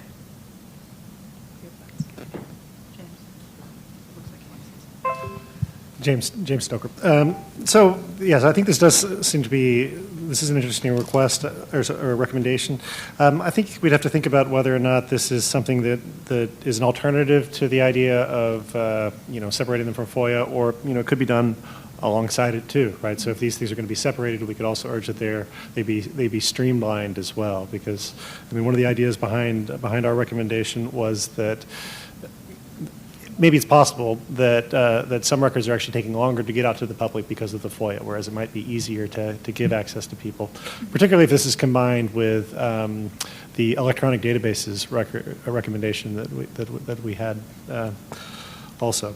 So I don't think that anyone would oppose the idea of streamlining access to these types of records, but it doesn't necessarily have to be seen as an alternative. Right? Thank you. And just to add, from my perspective, I was envisioning something potentially like the My Property system that we utilize, which, of course, would not be enough to address some of the privacy concerns, but more as like a conceptual starting point, where individuals who are looking for records about their personal property, be it like literally their house, their Superfund sites or different things like that, have a portal that they can go to directly access certain records, and they're pulled from all across the agency into one repository, and they're tagged based on certain identifying information for that property. But I agree. I think that not an or situation, and just throwing a couple of ideas there that might be able to, if you're looking at maybe like a 10-year out goal, there's something that could be done along the way. And number 5, further defining or redefining search reasonableness, such as standards for reasonably described request. I know that's something that troubles both the requester community as well as the agency community, is having a more solid foundation for knowing how to frame up their request and an agency and how to respond to certain requests. We're receiving more and more these certain requests for all documents, all communications in particular, and given the, I like to call it that tsunami of electronically stored information that escalates at such an exponential rate every year for the federal government. When you take what a request that's asking for all communications for an individual for even a month period, it can result in such a high volume of records. Now, I'm in no way saying that that is not a reasonably described request. You can look at the record and all of that. But I think that having some type of base level, it could be opportunities to include subject matter, search term, but I think it's going to require communication from both the requester community as well as the agencies. This is Alina. I just want to say this sounds a lot like it would pair up very nicely with number 6, firm time volume. So maybe Emily and Joan, you guys need to talk.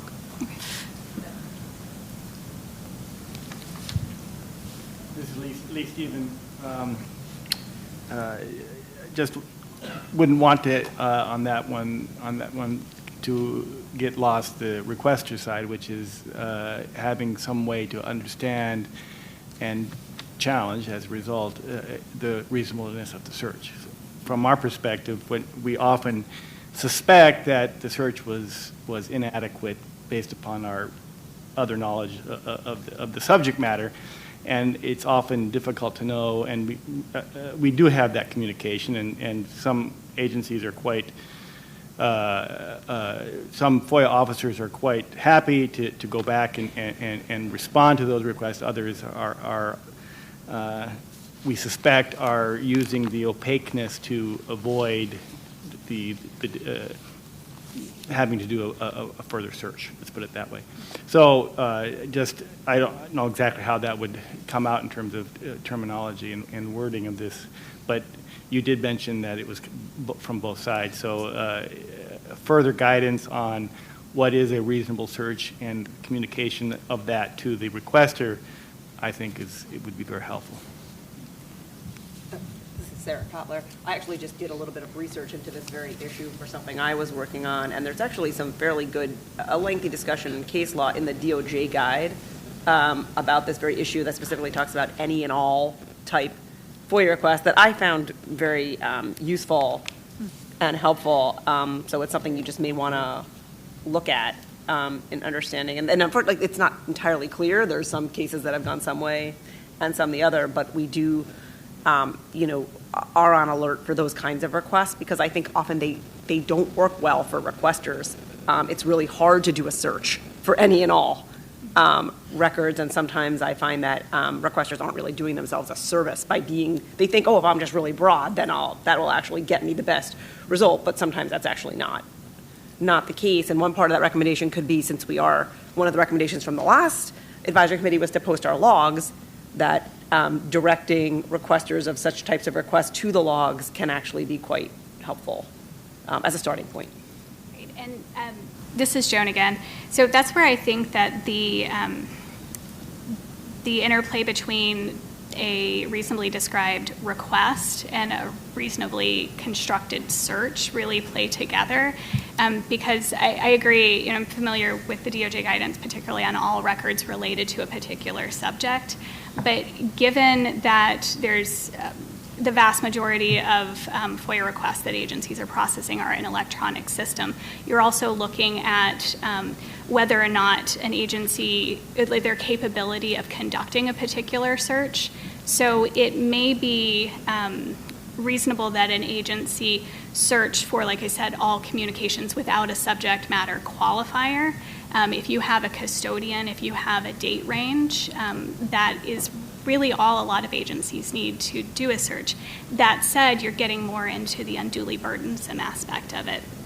So, and that's going back to Lee's point, why I think it is so important for it to be a conversation between the requester community and the agency community, because I think it really benefits both to have an understanding of how requests can be framed that will not only result in a lower burden on agencies, but also on a quicker response to requesters to really target what they're looking for.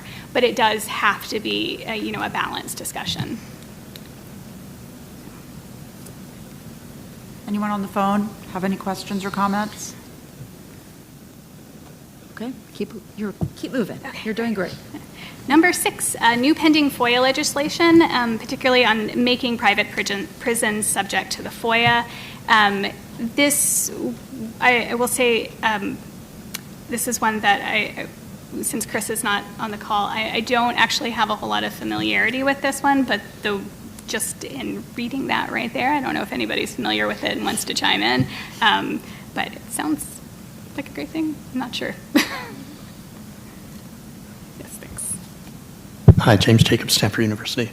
I would just note that South Africa does something similar to this. In their FOIA law, they cover NGOs and nonprofits or organizations that do government work. And I know that the U.S. government doesn't do that. But I think this points to that, covering private prisons under FOIA.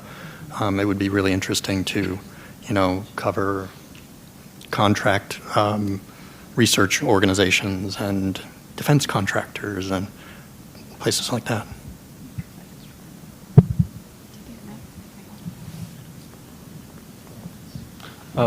This is Michael from Muckrock. And a number of states do as well, whereas I think we probably don't want to be endorsing specific legislation, but I don't know. I mean, I'm happy to endorse lots of legislation, or even propose legislation. But I think if we could endorse, kind of come together with a sort of suggestion about, as more government business is privatized, we do need to sort of make sure that it still encapsulates the spirit of openness and transparency as prior. And I think that would be a really good thing to include as a recommendation and some mechanism of tracking that. This is Tom Sussman. Congress did take sort of the mini step in this direction when it said outside non-governmental entities that hold records for the government are going to be subject. So you can't outsource your archiving in order to get the information outside of the FOIA. And I think Michael's point, there are some very good and broad state laws that say if you're spending government funds to perform traditionally government functions, then the entity should be subject to. And the question is then the procedure, and that is beyond our issue here, but there's also the Open Data Act, I think, is also another precedent for this, where if an agency relies on private research and promulgates a rule, then that data has to be available for public disclosure. Anyone else? All right. Okay, so moving on to number 7, release to one, release to all. This, as you can see from the notes, it's been around for a while, but the potential recommendation that it is finalized and rolled out formally. Open to comment. Here you go. Well, I guess I should probably comment on that. And so I think it goes hand in hand with what Sean had talked about a little bit before with 508, when during the pilot we had identified challenges. This committee examined some of those challenges. Those challenges still exist. The very much in favor of the policy of proactive disclosures. but just being mindful of that. But it's still something that's under consideration. This is Bradley. This relates really closely with one of the recommendations that the Records Management Subcommittee is going to talk about later. And I've got to say, I, representing DHS, with our huge volume of FOIA requests, have some issues with making this policy standard for everything. First and foremost, there's the issue of individual requesters, and I know that we've discussed making a carve-out for that and other things and setting those outside of the FOIA, but those are things that cannot be released to all. The other thing is, depends on what you mean by this kind of policy. If you mean that every single FOIA release gets posted on a website, who pays for that storage? Where's it going to go? How are they going to get to it? Those are all things that can be incredibly expensive and can be also incredibly burdensome on an agency. So wherever this goes, it needs to take those things into consideration.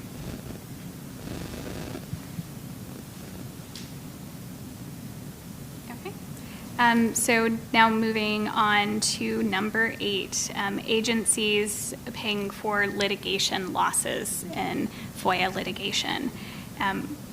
Some of you might be familiar, but just to make sure everybody understands, agencies, when they pay out attorneys' fees for losses in FOIA litigation, that money does come from the agency's funding, including, I don't know how it works at other agencies, but down to a program level. So just imagine whatever program in whichever agency was the lead on a particular FOIA request, be it a failure to respond or withholdings that were later found to be improper. Any settlement, either through negotiation with the plaintiff or at a court order, will come from that program's personal funding. And that has, I would hope, unintended consequences, but very clear consequences on that agency, specifically for the resources available to process other FOIA requests. It compounds the problem. They have fewer financial resources and staff focus needing to shift to litigation because of that financial impact on the agency, then potentially results in less staff focused on processing incoming FOIA requests. There are a number of what I consider creative options out there to address this problem. There are potential, just ideas, please remember, potential limits on fees based on sizes of organizations. Of course, there is the recommendation, which I don't know if we'd actually get to, of shifting the financial obligation to a general fund, and this is going beyond some of my expertise there, but I don't know if that's on the table. Additionally, the pre-2007 approach to FOIA attorneys' fees was that if the issues were resolved prior to a summary judgment decision from the court, the plaintiff was found typically not eligible for attorney's fees. That would likely have to be a result of a statutory revision, I imagine. So like I said, we're looking vision here, big picture, 10 years out. But you may or may not be surprised at what a dramatic impact this does have on agencies. This is Lee Stevens. So I guess my question is, what would your recommendation be here? You're trying to limit fees? Either, as I presented, there's a few options, and because we have not finalized what recommendations we're moving forward with, that's why I'm presenting some possible ideas that we'd reflect on and to get your take, since we have the benefit of getting everybody's assessment of these ideas before we select what recommendations we'll move forward with. But yes, there's the potential to limit attorneys' fees, putting caps on things, on the amount that can be paid out, or the shifting of the obligation is also, I think, an opportunity. The third one, what did you mention, the pre-2007 approach to attorneys' fees, I understand would also have a potentially negative impact on the requester community. But I do want to present that as a potential option for a recommendation. So when you say what am I suggesting, could be any of the above. We have to decide, but I would like to get everybody's take on those possible options. But the perspective is that you're coming from on this, just for my own clarity, is that you think that that the fees being paid out right now are a problem for the agencies, and that's the problem you're trying to address with this recommendation. Is that correct? Yes. And you said it is. It has been a burden. So, just can you describe for me, what level are we talking about? What level of burden? What dollar figures? What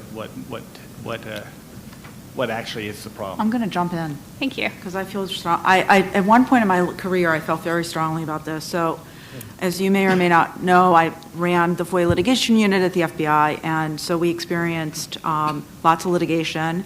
And there was definitely, as far as I know, a lot of intent behind this legislative change that was made. My understanding was the requester community really pushed for it because they were finding that things weren't working the way they should. And one way we can pitch it in a negative fashion to say that it was a way to punish agencies, right? But the way to look at it from an impact perspective, I agree with Joan. For example, at the FBI, we actually, the general counsel's office was the one that took the hit. And it was actually my particular section. And so I used to say for the $100,000 in attorney's fees I just had to pay to ex-plaintiff, those are 7 copiers or 4 printers that we can't buy for our section. I mean, it really hit down to that. My understanding was that's what Congress wanted, for agencies to really feel the pinch. But I'm just telling you from a practical perspective, that's what was going on.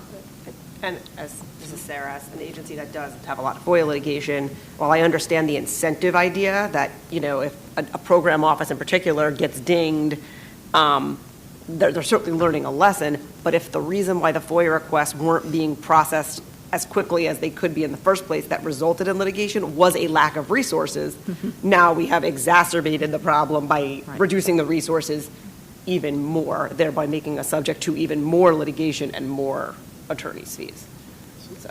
Tom. Yeah, Tom Sussman. I think punishment was not the goal. I think the goal, this is Vision Subcommittee looking 10 years in the future. These recommendations would look 10 years and beyond in the past, because Congress made the change in paying out of the agency pocket rather than Treasury's pocket. Yep.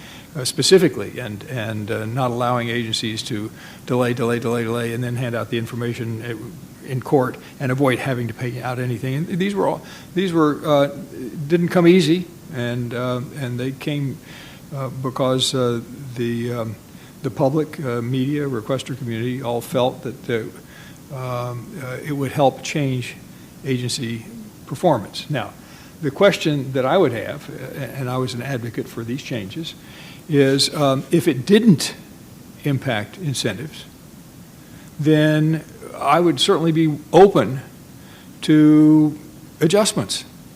But we don't know that. It's easy to say, well, this takes resources away from how much, to what extent.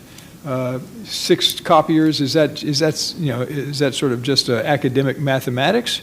Or, do you have examples of agencies that have been directly impacted? And could it have been avoided if that's the other side of this is agencies that play games and get dinged. I've been on the collecting fees side of things where the agency should have never contested these, okay? And you will recall at one point even the Justice Department took a position that they wouldn't defend agencies in certain cases because so many of the defenses, well, not so many, some of the defenses were frivolous. So in those cases, agencies should get punished, dinged, because the incentive didn't work, but maybe it would after a while. So I'd like to have a stronger empirical base to know what the result has been and whether we can more surgically draw a line to help provide some incentive and maybe even in some cases punishment without abandoning the whole notion that these are expensive lawsuits for requesters and they shouldn't have to sue every time the agency decides to be, And this is Sharon again, where I think there's an opportunity there, and I appreciate, the need for there to be a little more precision here, from the stipulation of dismissals, whatever, we can pull together numbers and associate that particularly with failure to respond litigations, which is where I think that this, I'm going to call it a vicious cycle, it has the strongest impact. So for example, if we're able to pull together the data on in a fiscal year, the amount of attorney's fees one particular agency paid out for failure to respond litigations, which I know that we won't be able to say definitively is only due to resource issues, but I do think that there is a connection there. I think that maybe that's a type of information that might be a little more persuasive. And if you think about it in the full circle, if an agency is unable to respond to a FOIA request in the 20-day or 30-day statutory timeframe, depending on the situation, and a requester then litigates soon after, I know that there's a lot more to that detail, but if it's due to resource issue, due to a high volume of FOIA requests, trying to work through a very voluminous request, any number of things. But then simply because they fail to respond and they're in litigation and they make a production in the course of litigation, very frequently there's no further briefing on withholdings in those situations. It's purely a litigation that results in a agreed to production schedule. The agency produces records. There's no contested withholdings, and the parties then, move on their way. But typically with settling with attorney's fees, that's the type of situation where I think is best suitable for this type of recommendation, because then you have that cyclical fashion where the agency has less resources and is unable, and also has shifted resources to the litigation and is therefore not able to fully tackle the incoming request, which then they fail to respond to and may result in additional litigation. So, Alina, can I make a point of order that I feel very bad for James Jacobs, who's traveled from California to talk about two very fleshed out recommendations that are more mature than the discussion here. And so we really do need to have time for him. No, that's fair.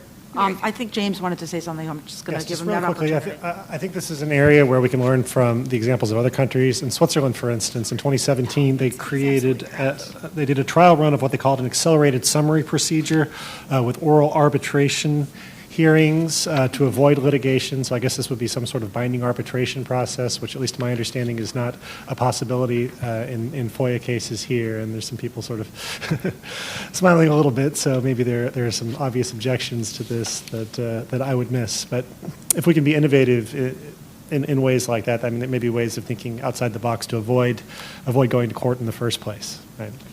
Can we continue this part of the discussion maybe in the next meeting or another time? Because a lot of us have a lot to say about this, but we really do need to get to the other two things. Okay.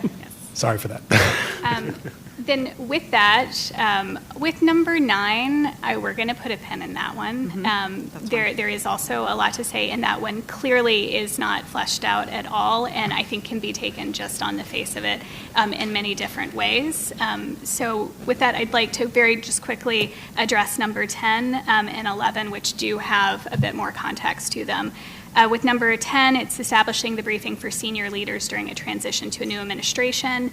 The idea would be either through OGIS or potentially DOJ, either having a basic template with standardized information across the agency, or alternatively, I mean, I really think that DOJ provides excellent training on FOIA. There's the potential for there to be training specifically for senior leaders during transition. Okay, great. From DOJ, and I think it's a great idea. Excellent, thank you. I endorse this message. Number 11, the recommendation to revise the statutory timeframe permitted for responding to complex FOIA requests. This could be an alternative idea, the second part, or in conjunction with the first, which is basing this time frame on metrics provided by agencies on processing times for complex requests. I do want to point out FBI and DHS having successfully been able to defend metrics and a defined processing rate of pages per month in numerous litigations, which you guys are my heroes. And I believe that there's an opportunity for both requester community involvement as well as agency involvement in a potential work group that could help establish, and I mean, they're getting into a lot of math, it's beyond my abilities, but making sure it's well supported. But I think looking towards that 10 years in the future idea, I understand that we may not be successful in the idea of modifying the statutory time frame, but with that expectation idea, this came from managing expectations in our group, of having that underlying metrics to support our estimated completion dates. It really supports requesters in knowing how long it's going to take to have things, as well as agencies and able to defend requests for funding. I feel particularly strongly about metrics and being able to utilize those through the FOIA process. Okay. Joan, thank you for all of that. Anyone else want to discuss anything? Please join the Vision Subcommittee, and we can continue the dialogue. I just want to quickly intercede. I understand, by the way, I was told at break, and I forgot to address this earlier, that we've had a lot of lively chatter on Livestream, and we will have a period of time for addressing any questions or comments at the end. So we don't want the folks out there in YouTube land to feel like we're ignoring them. But this is for committee deliberation. So with that, James or Ryan? Let me do a quick Hi, I'm Ryan. And on behalf of the Records Subcommittee, I want to briefly talk about our efforts to date. We've had several meetings since our September meeting. If you recall, during our September full committee meeting, we introduced 7 recommendations, invited your feedback and comments, and we've gotten some of those. Those recommendations have not significantly changed since that meeting, and so we don't plan to go over them today. We will introduce those back to the full committee for consideration and discussion at the next session.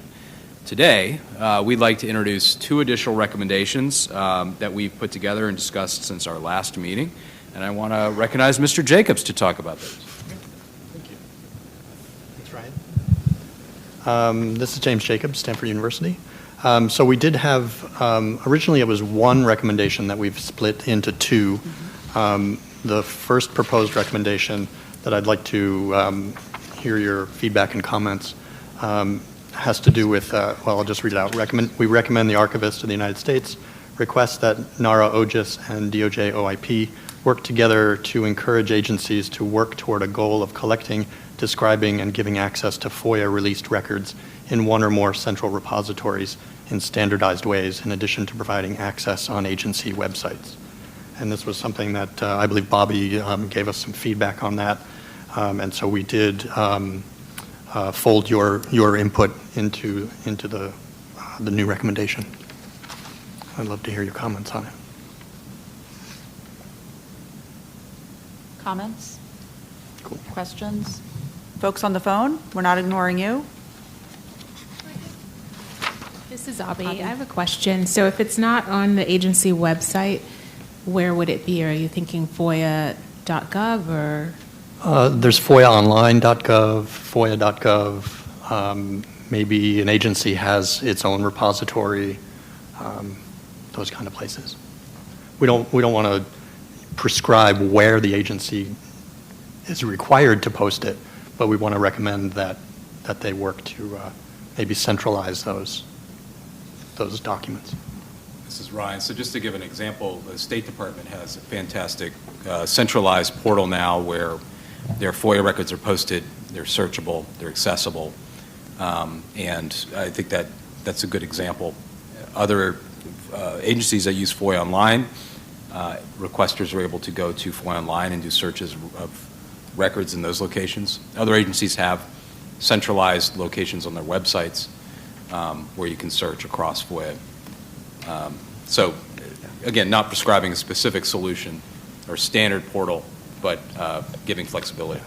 And I need to give a hat tip out to Document Cloud and Muckrock, because Document Cloud has all of the organizations that use Document Cloud have a database, a central database, where you can search for the FOIA information that those organizations, news agencies, et cetera, have posted to a central repository. And it makes discovery of FOIA information much more easy for the requester community. This is Sean Moulton with Pogo. I was just wondering if you guys, while drafting this, thought about I like the idea. I just wonder if there's something more specific rather than just encourage agencies. I mean, maybe this is something for the Chief FOIA Officers Council to do a best practices under the guidance of OGIS and OIP, so that there will be something substantive at the end that the other agencies could use as a touchstone as they start to try and accomplish this. Thanks, that's a good idea. We're taking notes. We are too. All right, anyone else on number 8? Anyone on the phone on number 8? Going once, going twice. All right. Okay, so Thank the 9th recommendation we have reads the following. We recommend the Archivist of the United States request NARA, OGIS, and DOJ OIP to together encourage agencies to release FOIA documents to the public on their FOIA websites and in FOIA portals in both human-readable and machine-actionable formats to the extent feasible. And that sort of comes out of the idea of, open data and machine-actionable, machine-readable documents has been around since, well, at least 2013 with Obama's Executive Order 13642. It's also been in proposed legislation from Congressman Quigley and others that has not passed but has been submitted to Congress, every Congress, for the last 10 years or so at least. Bradley White here. So for this one, I'll kind of raise the same objection I raised before. This kind of thing is going to cost a ton of money for agencies to do. Mm-hmm. It's going to be, so if recommendation makes it kind of squishy, but finding a way to put everything out there, I mean, the release to one, release to all, as we said in the last portion, raises a ton of additional issues that there's just a lot to go into with, again, format, where it's going to be stored, who's going to get it. If this were, linking to reading rooms or the information that the agencies decided was publicly released, I'd have no objection to it, but this one just raises a lot of red flags with me. Well, that could certainly be a first step. I think that's a really good idea to add something about information that is already released under FOIA on agency websites, et cetera. That's a good idea.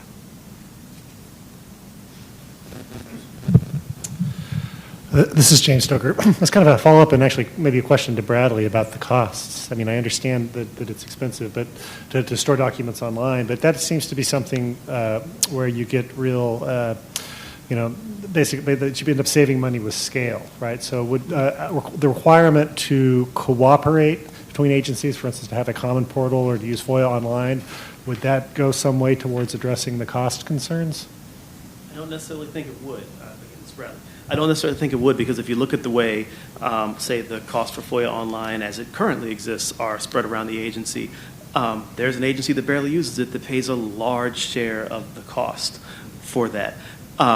So, it depends on the usage and what can go on and what can go out. So if it's, based on, say, that agency's share of all government FOIAs, if the majority of those records are requests for individuals' records, then that proportionment wouldn't be fair to the agency paying the bulk of the cost. And just data storage in and of itself, I mean, it's got to go somewhere. Someone has to pay for it.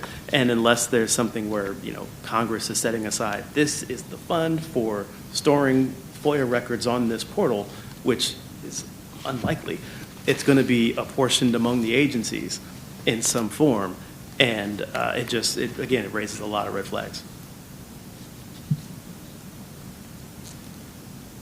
Tom, did you have a comment? Yeah, Tom Sussman. It sort of brought to mind when Ryan was describing the State Department. I mean, is that prohibitively expensive? Do we know? I mean, because these are the sort of things that say, wow, what a great sort of model, best practices, and then you turn around and sort of a few seconds later, oh, this approach is prohibitively, well, it wasn't prohibitively expensive for the State Department. But I guess I'd like to know more about where the line is between, model best practice and prohibitively expensive. Emily, I just had one quick comment. I wonder if this lends itself to a pilot, and then my other question was the human readable and machine actionable piece of it. Is that something that can be pulled out?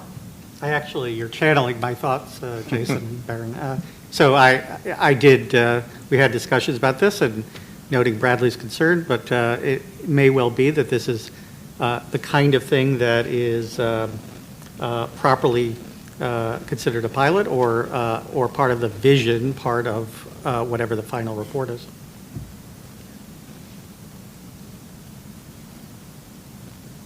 All right, anyone else have any thoughts about number 9? Anyone on the phone for number 9? Okay, hopefully we still have folks on the phone.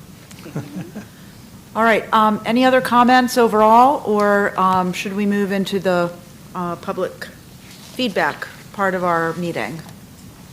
Anyone have anything else they want to? Okay. So we're now at the juncture where we would entertain comments from those of you who are in attendance, either via live stream or here in person. Please approach the microphones that are on each side of the room. For the record, please state your name and your affiliation if that's appropriate, and fire away. Not sure this is on. It is. We hear you. Thank you. My name is Alex Howard. It's good to see you all here talking about these issues, because I think it is fair to say that public trust in government has never been lower, and that secrecy is at an all-time high. You've mentioned the volume of FOIA requests. Well, one other metric that would be useful to talk about is the volume of FOIA lawsuits. And the number one reason to hear from the requester community is that agencies did not respond.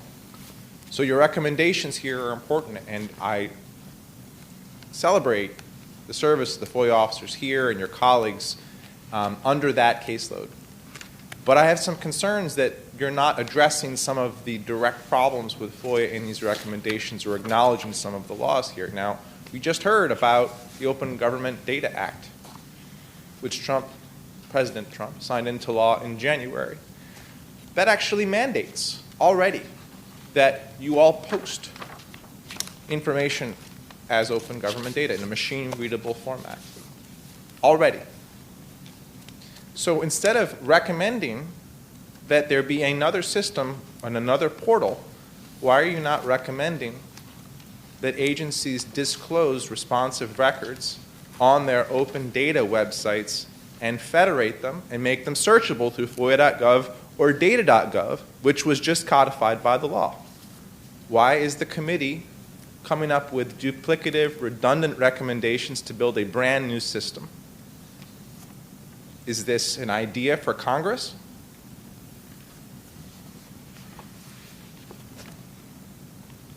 There is a specific question that I've raised many times before that has come up with respect to the release to one, release to all pilot, which I commented on when I was at the Sunlight Foundation, which we supported, which I since petitioned government formally with the Cause of Action Institute.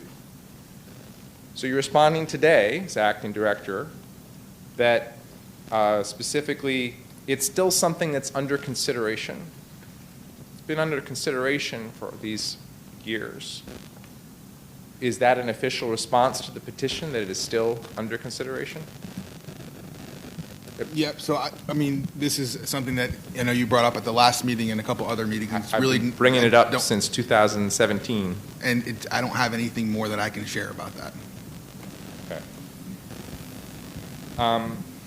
Is the committee aware that there was a cross-agency priority goal for the FOIA established at the beginning of 2017?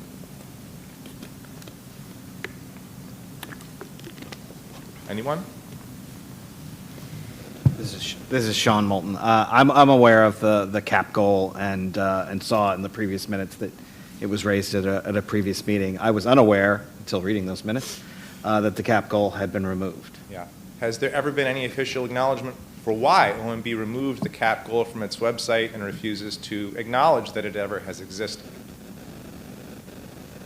Not to my knowledge, and it's certainly something I'm happy to look into outside of government, but it is disappointing from a requester perspective that we had a cap goal and it at some point was unceremoniously removed.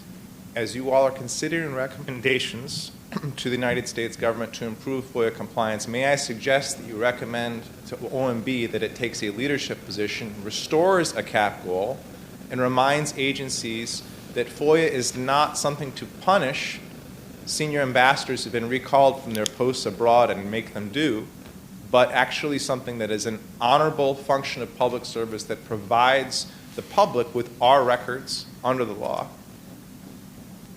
and to encourage them to recognize your work and to coordinate your work and to support the United States government's FOIA portal, which Congress mandated that OMB work with DOJ to create, by reminding the public that it exists. Because I would suggest that one of the reasons we're seeing a raise in costs and that we're seeing public frustration with this is that the very top of our United States government is not reminding the public that these records exist either in proactively disclosed form, or that there are better tools for getting them, or that there are existing obligations that are under there. Now, we all know that your recommendations are not being taken up across government, and I'm not convinced, following up on our last conversation, that Congress is adopting them into statute. But if you do make recommendations in this area, I would encourage you to highlight the role that OMB has in getting people to follow the law. And on that particular count, these are wonderful technical recommendations. Has anyone in the committee talked about culture or politics? Are you going to? Because political interference in FOIA requests is something that was a problem in the last administration and is certainly one now. Are you going to recommend that FOIA officers are able to be responsive without having appointees step in?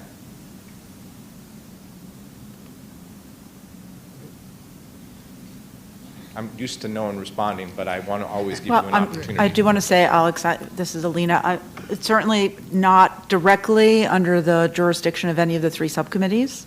I will say that. I mean, we did brainstorm at the beginning of our of this term as to how we were going to divide up subcommittees, and I don't recall that topic necessarily falling neatly into one of the three. So we appreciate the feedback. I think we're all listening. Okay. And we will discuss further. This is Emily. I just had one comment. I mean, I think I wasn't entirely certain what you meant by culture. I hear you on political interference. We have, with the time volume subcommittee, really looked closely at, and through the survey I mentioned before, what is happening inside of these agencies that FOIA requests are not being responded to. And I think we truly, I mean, I know the word training is sort of batted around, and what does that mean, and how will that be implemented? But I do think that goes to that culture question to a certain extent. How can the inside of an agency work better and more efficiently together to respond to FOIA requests? I'll just make one comment going back to the portal and OMB and the CAP goals. A significant part of the CAP goal was the establishment of the National FOIA portal. OMB's been incredibly supportive in our effort there, not only in launching it, but designating a line of business funding for it and making sure that it will continue to build in the future and not be stagnant. And I'm looking forward to working with everyone here and you to find new ways to expand on that.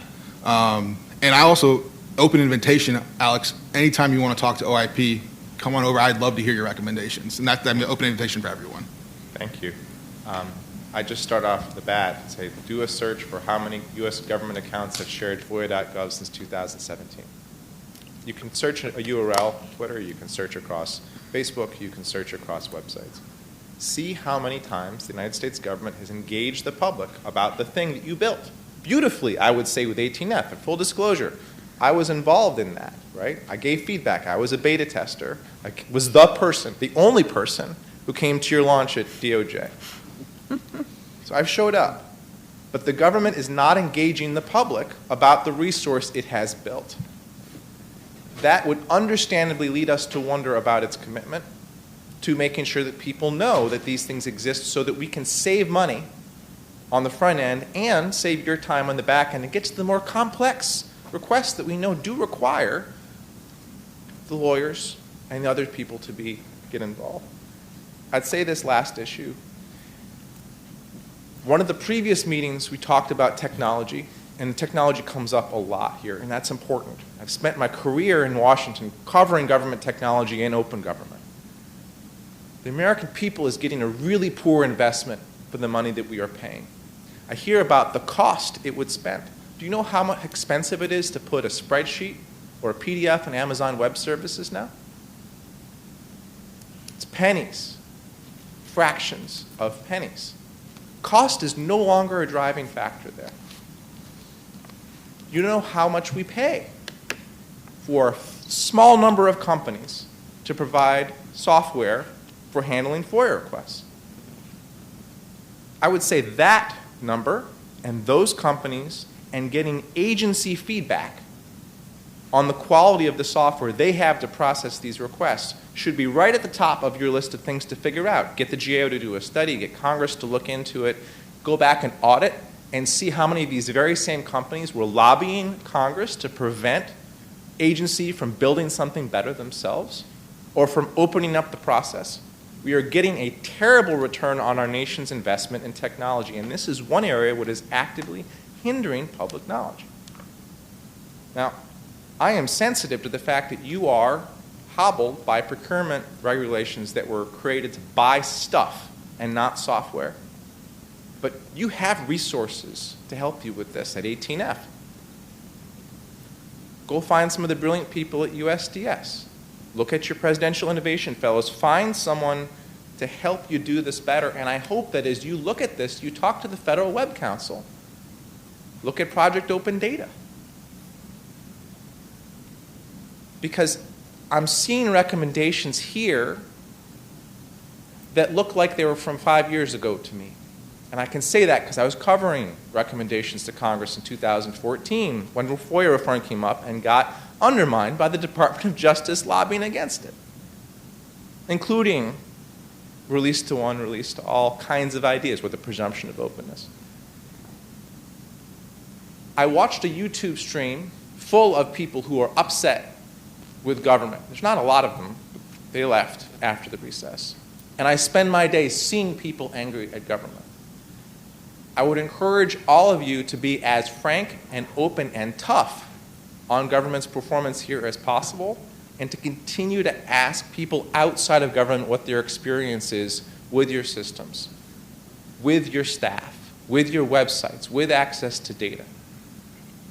Because it cannot stay here in this room. Archives is being amazing by broadcasting this online, posting this information online. It is a model of open government in the United States in a number of very important ways here by making this more open to the public. But if the public doesn't see you grappling with the reality of FOIA as it is experienced by requesters and making recommendations that are like both recognize the laws that have been recently enacted and I think gets to the core point of why people are so upset and why the requesters keep suing, I'm not sure your time is being well used. Appreciate the opportunity to come. All right, thanks, Alex. I believe we have some live stream comments that Jesse is going to bring up. There's just one question. It's from a representative from Reclaim the Records. And the question is, what powers or ability does NARA have to compel USCIS to comply with record schedules to alleviate the public use of FOIA to obtain records? Or can NARA suggest that USCIS amend record schedules to speed up the surrender of records? Great question. Not necessarily within my jurisdiction. It's something we would need to talk about with our colleagues in the Corporate Records Office. So we'll put a pin in that and continue that dialogue. Anything else on the chat? Okay. Anyone else in the audience?